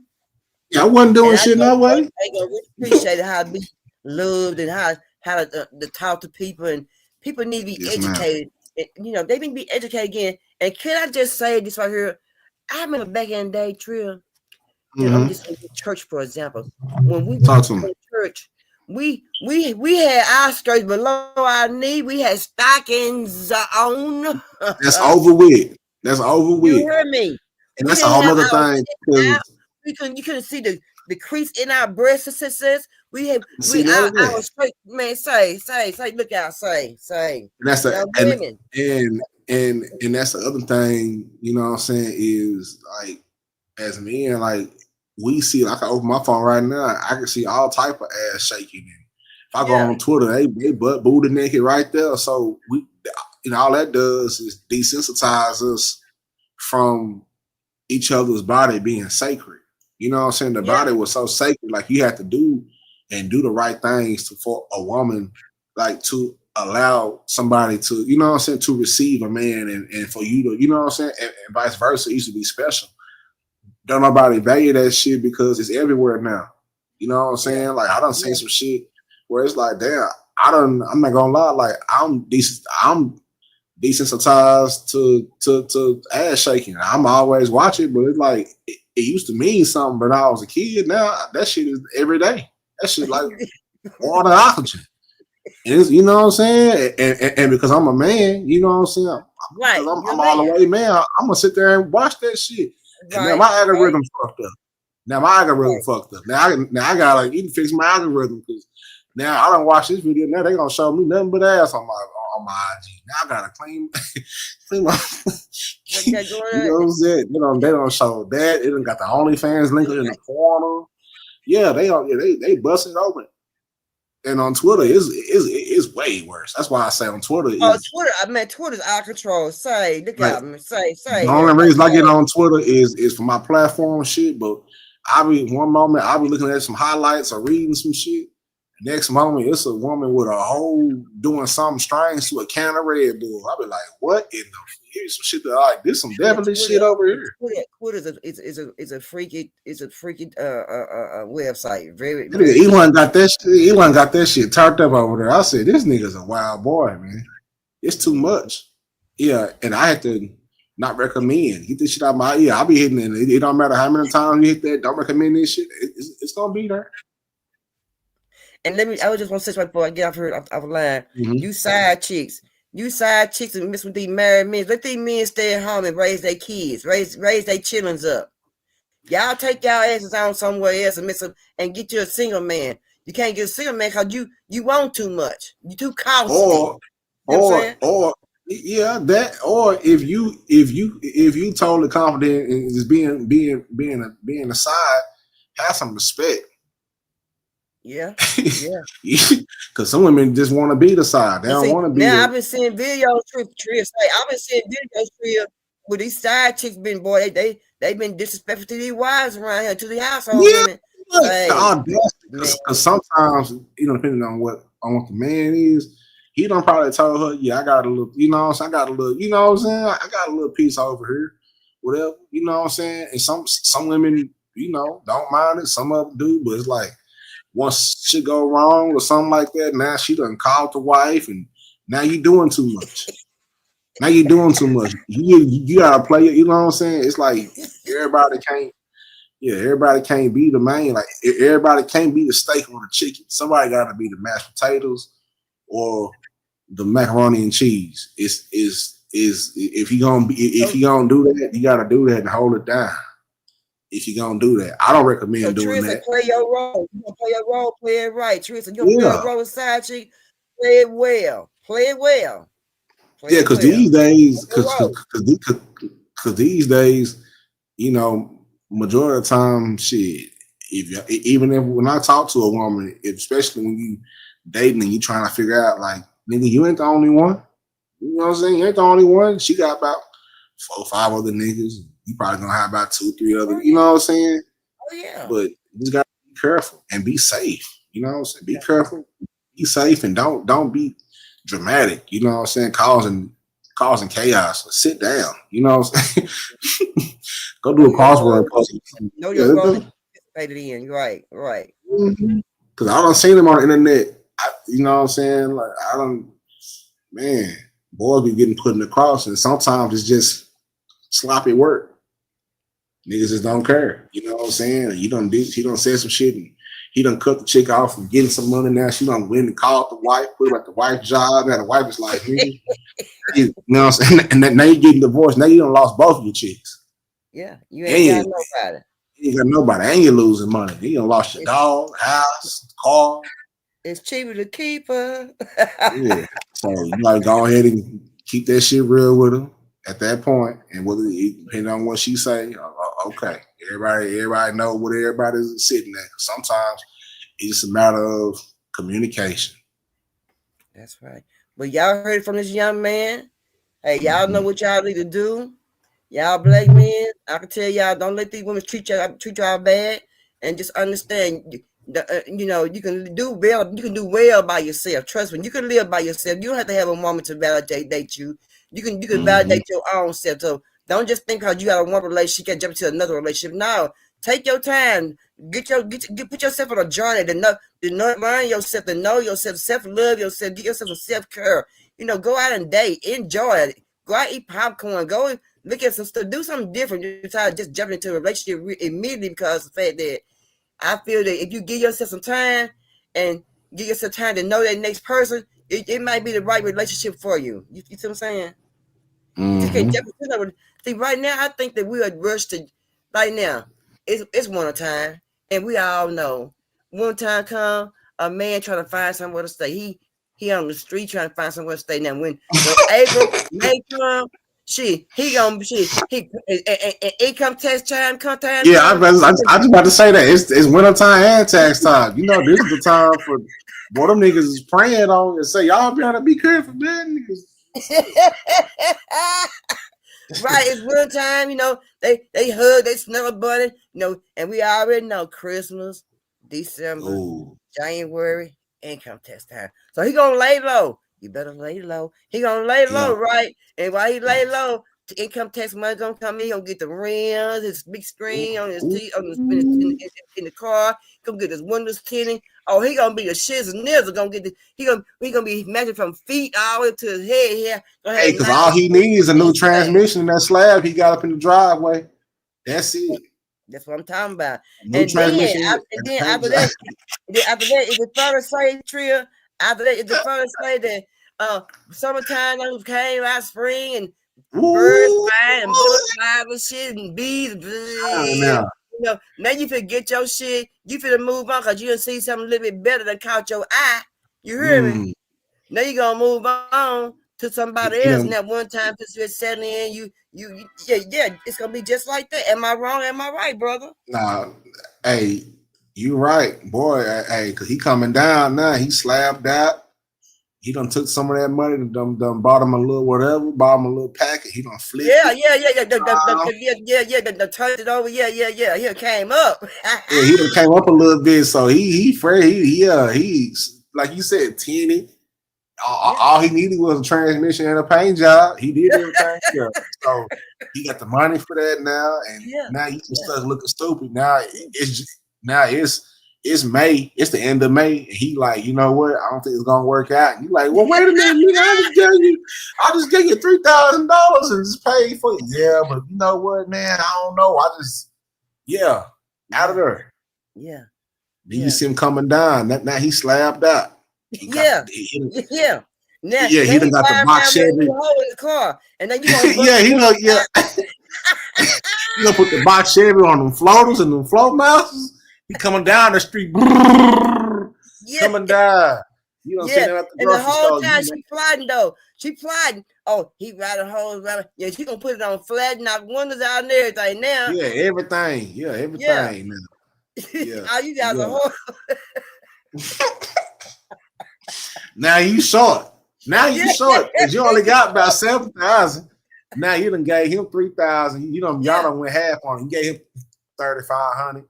And then you probably bought, y'all probably went shopping. He done probably bought, you know what I'm saying? Yeah. Now he done been smart. He done flipped it. Now he up a little bit. He ain't do too much where it was too noticeable. He probably got him a little half a pound and flipped it around the neighborhood a couple times and done try to up his way, or maybe he a little risky. Maybe he done got some of that white girl and he whipping it up. He done flipped it, and you know how niggas get to it. Nigga done probably did some shit. He done scam somebody. He done scam somebody. Probably he done hit a lick. Now she mad. Now she hot, but she 5 man, but she red hot man, but she so mad. Red hot man. Coming up off her ass. Yeah.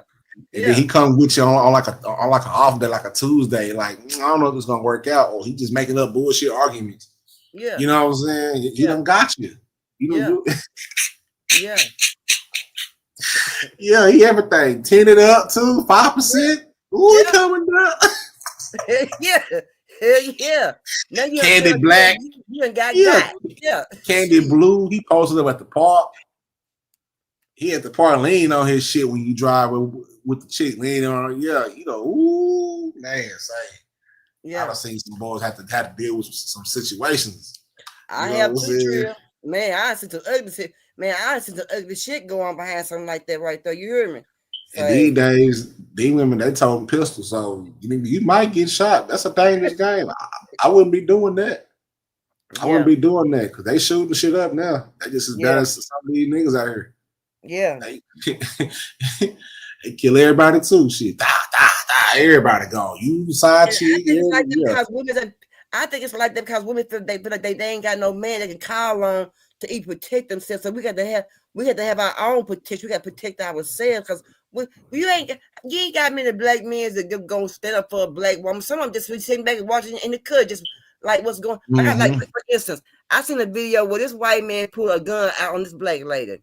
I seen these brothers were just sitting back recording when saying that there's a hollering there's a hollering in the parking lot, but they wasn't doing that. I mean, it's black men don't even stand up for black women no more. They don't stand up for us no more. Yeah. You know, sometimes that can be dangerous too, because we gotta figure out what exactly is going on first before we come over there. You know what I'm saying? Like that. I would advise nobody getting no domestic violence relationship. You don't know what that's a bad situation right there. Yeah. But I'm used to it. Like you know what I'm saying? I'm from where I'm from. That's the normal. Shit, even up here in Oklahoma, ain't nothing changed. They told them, you know what I'm saying? It's pretty much the same thing. So that don't bother me at all because I prefer for a woman to have one. I got mine too, so we get into some shit. We both in this bitch. we got to get up out of here. We got to make it. You know what I'm saying? Because sometimes you need it. You know what I'm saying? Unfortunately, as long as you do it right, you know what I'm saying. And as a woman, like my daughter, she ain't got no pistol, nothing. I'm trying to teach her how to shoot, but she got some mace. She got some bear mace and whatever. I told her you gotta have something. You gotta have a little blade and some mace. That mace gonna get them out for you, and that blade, I'm gonna teach you how to, work that blade too. You know what I'm saying? Teach you how to get you a little knife or something. Get you a little poker or something. Ain't gotta be get you a little. You know what I'm saying? Get you a little because it's weirdos out here. It's weird men out here. You can get your small fork. You can stick a motherfucking 4 times at one time. And she got some bear mace. I told her, get that. I got some of that, and I'm gonna, I'm gonna get her a knife, and I'm gonna show her how to, because you gotta, especially with these women, because some of these dudes is weird out here, especially with these. But true, sometimes you have these teenage kids being domestic violence, so you got some little boy be putting hands on these babies, on these young princesses. Exactly, and that's why I tell mine, hey, don't go for none of that. I said, whatever you gotta do, do what you gotta do. Call me. I'm on the way. You know what? And you know what's gonna happen? It's gonna show her when she get older, when she meet a man. Now, my daddy showed me. I see my daddy did. I watched my daddy, and my daddy treated me, and how he showed me how I'm supposed to be treated as a woman. And I don't need a man to treat me like you trying to treat me. So she gonna know her worth. She gonna know what her daddy showed her, and she gonna always keep that in her mind. Because she gonna choose. She do me the man. She gonna know what kind of man does she want. She gonna let that man know how she supposed to be treated. And when she seen that she ain't been treated right, she gonna know it. She gonna notice it. It don't take her months to know. She gonna notice it automatically off top. Like her and my niece. This hearing them grow up and talk. Now they're teenagers. I tell them all the time, like, y'all are a different breed. A lot of these young boys, y'all gonna, you know what I'm saying? Because they got that from like my mama and the women in my family. They have a powerful tongue. They could heal you or hurt you. Yeah, you know what I'm saying? Like, and I tell her, I can tell them every time. So I'm like, because y'all have that power, some of these young boys, they're not mentally, ready for, you know what I'm saying? Because y'all up on game. Y'all ain't lost. Y'all well up on game. y'all ain't lost. So a lot of these young boys don't know what to do when it comes boss and they're trying to run some game. And the girl, she already know, and she not going. Mm-hmm. And if he ain't stable, they might try some bullshit, and that's when you get on their ass. That's when you get on their ass. They put a hand on you in the wrong way. That's when you get on their ass and you call me, and I'm on the way. That's right. That's right. Pistol in hand, ready. Daddy girl, so he ready. Yeah, ready. He ready. Yeah, bail money ready. My brother. Yeah, he ready. Yeah, you got to be a mama bird. You got to protect your kids when you're a single mom. Your daughter started dating these men. You got to be a mother to see what their parents' relationship is, how their household is, and see how he was raised and how he talked to you and how he treat the your young daughter and same thing for these women. You got to figure, when a woman come on meet date your son, you got to figure out if she's the right woman for your son to be dating. And you got to meet the mom and dad, see what they how they bringing is and what's going on. Yeah, because I'm nosy. I've learned that what my mama did for me, her vetting process worked for me. It kept me out of harm's way majority of the time, and I do the same thing. I'm nosy. I'm trying to meet parents, even if just let me know where they stay at. I'm gonna drive by. I'm gonna see what's going on. I'm gonna know everything about them. Yeah, I'm gonna put them. Yeah, because I just got to. That's just being protective. Like I want to know where you at, what you doing with who they parent, who watching y'all over there. You know what I'm saying? And nobody watching y'all. Right. I'll watch y'all. I'll take y'all to the mall. I'll meet y'all up at the mall. I ain't gonna be around y'all like a chaperone, but I'll be around wherever y'all go. I'll be around watching and making sure everything okay. You know what I'm saying? Right. I'm gonna be out there in the food court watching. I'm watching. You got to do these things. You got to do nowadays as a parent, though. Tree, you got to do that nowadays. It's crazy nowadays. So you know what I'm saying. So I try to balance. I don't want to be a helicopter because I don't want her to feel like you nigga. You know what I'm saying. But at the same time, she understands, and I think I always pray, man, by the grace of God. Like I made some pretty damn good kids, so they ain't gonna go too far off. You know what I'm saying? Whatever. But at the same time, kids will be kids, and you gotta protect them from as much as you can. You know what I'm saying? From whatever. So they gonna, because at the same time, they're individuals too. They're gonna do whatever they want to do, regardless whether you teach them good or not. They're their own person, human being once they get out to this world. Yeah, don't just throw your kids that they he dating such and she dating such. But what? How long have you been dating? I've been dating about 5 hours. Have you met the parents? Nah. Why you ain't met the parents? You know where they stay at now. I don't know where they stay. Why you don't know where they stay at? You need to know something about who your kids. I ain't saying just being there, I'll be there, but you got to be stern and know some things, because now it pays to be like that, because the world is crazy, and like I said, kids need like I said, more stable households with their fathers and mothers in the household. And the fathers that's missing out the household needs to start spending more time with the kids. I don't care, just go to a McDonald's and get an ice cream cone. I mean, that counts a whole lot.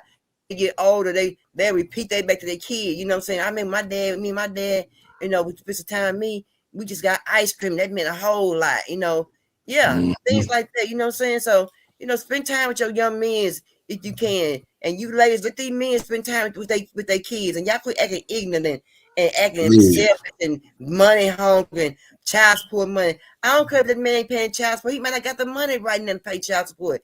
So let him still participate in that kid's life. Let him still be there, because you don't know how much it means to the kid for the kid to have his father there rather than the damn money. Yeah, and them kids on the paycheck, kids ain't, they ain't no paycheck. They human beings. Yeah, they human beings. That's right.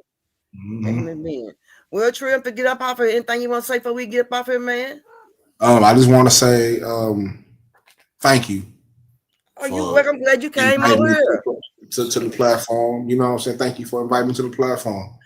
You know what I'm saying? It's always love. You know what I'm saying? I appreciate what you do. You know what I'm saying? And people really need this shit. So it's always good to have a conversation, and it's about time for another one on my side. I just got to figure out what's going on and what we're going to talk about. But it's always a good conversation. You know what I'm saying? And even right now, Yeah, it's rare to have. I want to say this right here. Mm-hmm. I hope you do another death for mental illness, because right now, the way that our young men is being handled, I think it's messing with their mental illness. I believe that's putting them in fear. They acting off of impulse. I think right now it'd be a good time for you to have a talk about mental illness behind our brothers and I know our kids right now. I believe that'd be a good topic right now to have. Okay, I'm gonna set it up. Somebody else said something to me about that, so that's two signs. So I take somebody else said something to me last week, like, you need to talk about it. I'm like, damn, I do, you know what I'm saying? But I'm gonna set it up, and when I get it set up, everything set up, you know what I'm saying? Time and stuff, I hit you up, you know what I'm saying? So we can get it taken care of. Sure. Yeah, because what made me think about that, because how things are going right now, and also what made me think about that because how these young men are coming up and they standing up to the plate. I seen the young men and got to get holding their heads down. They start praying together. They marching out here, and I think that they're playing this. It's a lot of they playing that mental part of mental health because they really realizing what's going on, and they can be having flashbacks and other things that they did go through, and they can also stop them being more objected to more negative energy. You see what I'm saying? Yeah, sure. And what they done seen between their friends and got hurt, and they done brought them to for them to be more of a gangster. Because I seen my friend get hurt, this and that. I believe they mental illness is playing a part of that as well. So I think right now, my brother, that be a doggone pretty good show. We haven't turned up, but I will be there to see. Yeah, I'm gonna cook something up. You know what I'm saying? I'm cooking something up. You know what I'm saying? Yeah. I've been doing something a tad bit different from my normal. I kind of started back. I kind of do a show where I kind of mix everything in and my other hobbies too. So my other thing, I like strange news. You know what I'm saying? So I've been on my strange news. I kind of put the strange news in, and then kind of with some kind of like hot topic, maybe one or two. You know what I'm saying? Just for them to mix it in. And then some other from the foundation that I've laid for that. So I kind of mix it all into one show. So it's kind of like controlled chaos. Like on my last show, I talked about a few things. One of the strange news stories was somebody stole 100,000 eggs off the back of a trailer in Pennsylvania worth $40,000 street value. You know what I'm saying? So it's gonna be shit like that. That's kind of wacky and weird, and then we're gonna do a little hot topic shit if it's kind of interesting, and then towards the end of it, I'm gonna bring it all together. You know what I'm saying? So that's kind of what I'm doing now. So it's kind of how I have it kind of structured now. I'm trying to try something new. You know what I'm saying? Trying to do something new, trying something different, something that's a little bit more lighter.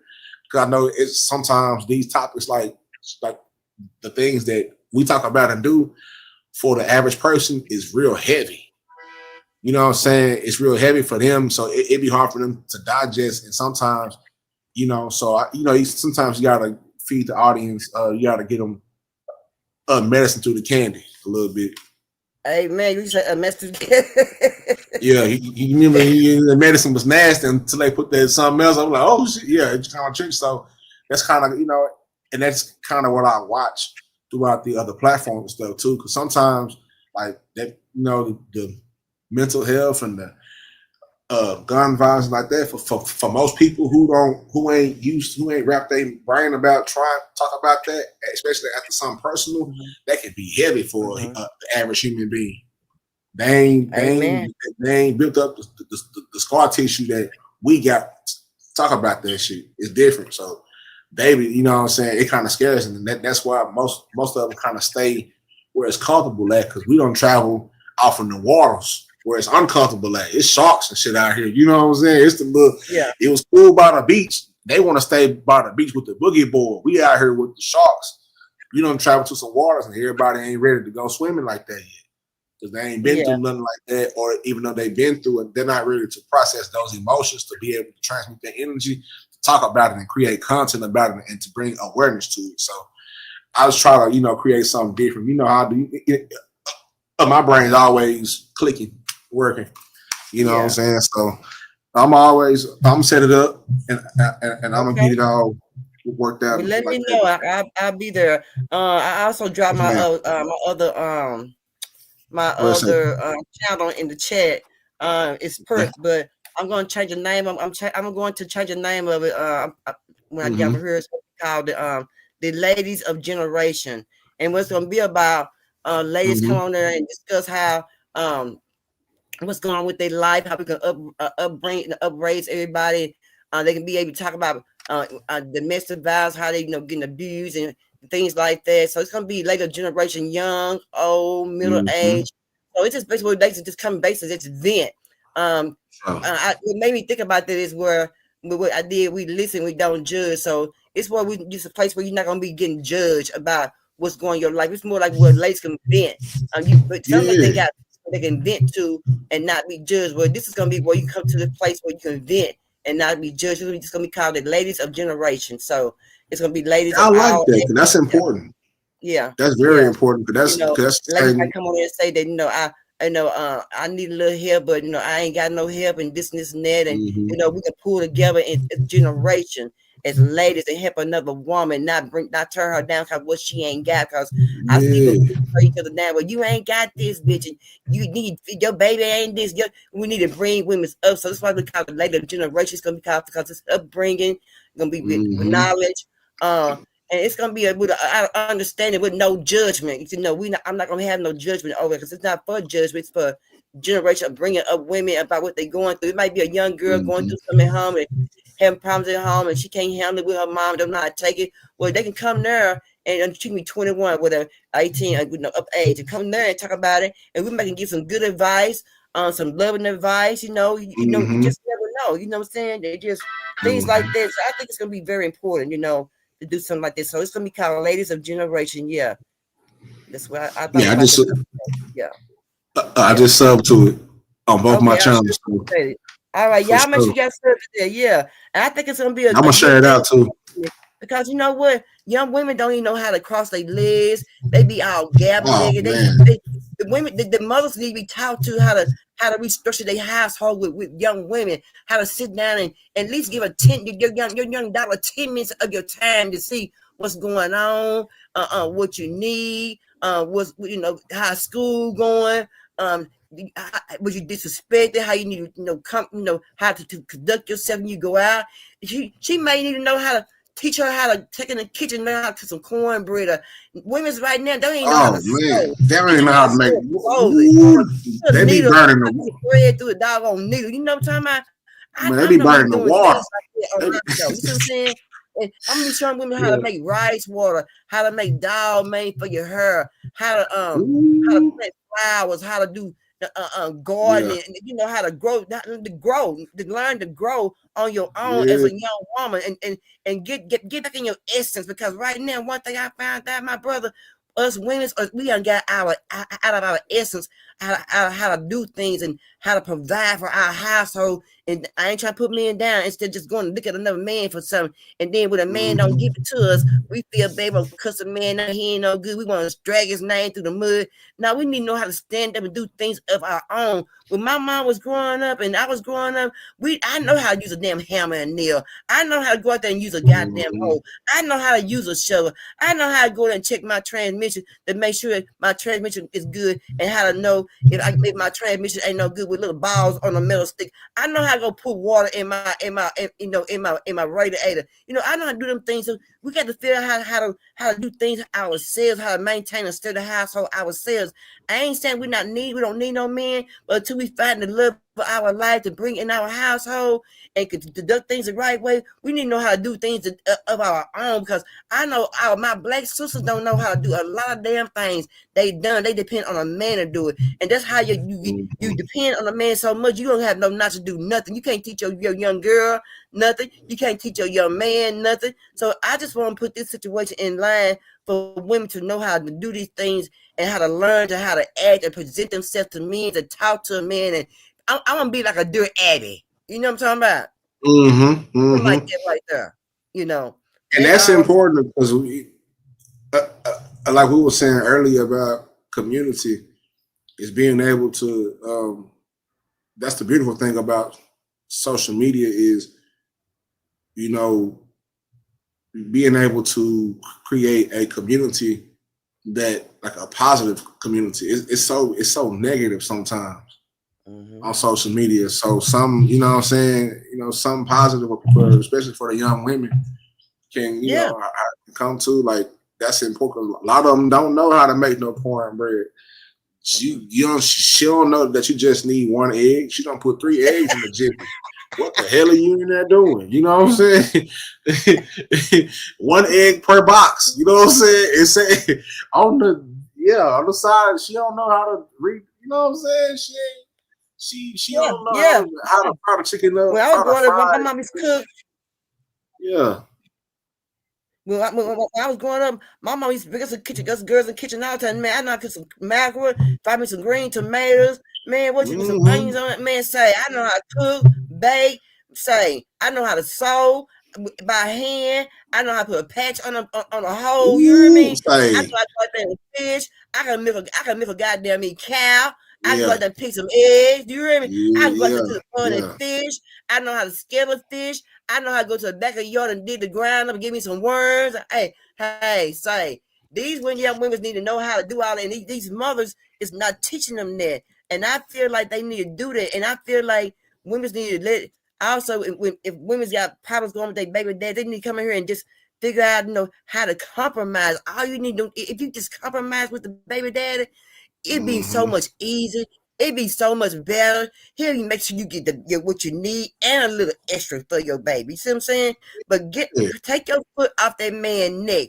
Ease up or just a little bit and show him some kind of decency and show him some respect. If you respect the man and show him some decency, he will give you the most respect out of everything. You know, you can't do that. You can't call that man no bitches that hope, oh, you a weak man. Can't do that. Can't do that. Can't do that. Well, all right, Trill Pill. Well, anything you want to say something about it, my brother? No, like I said earlier, I appreciate everybody out there that slid through.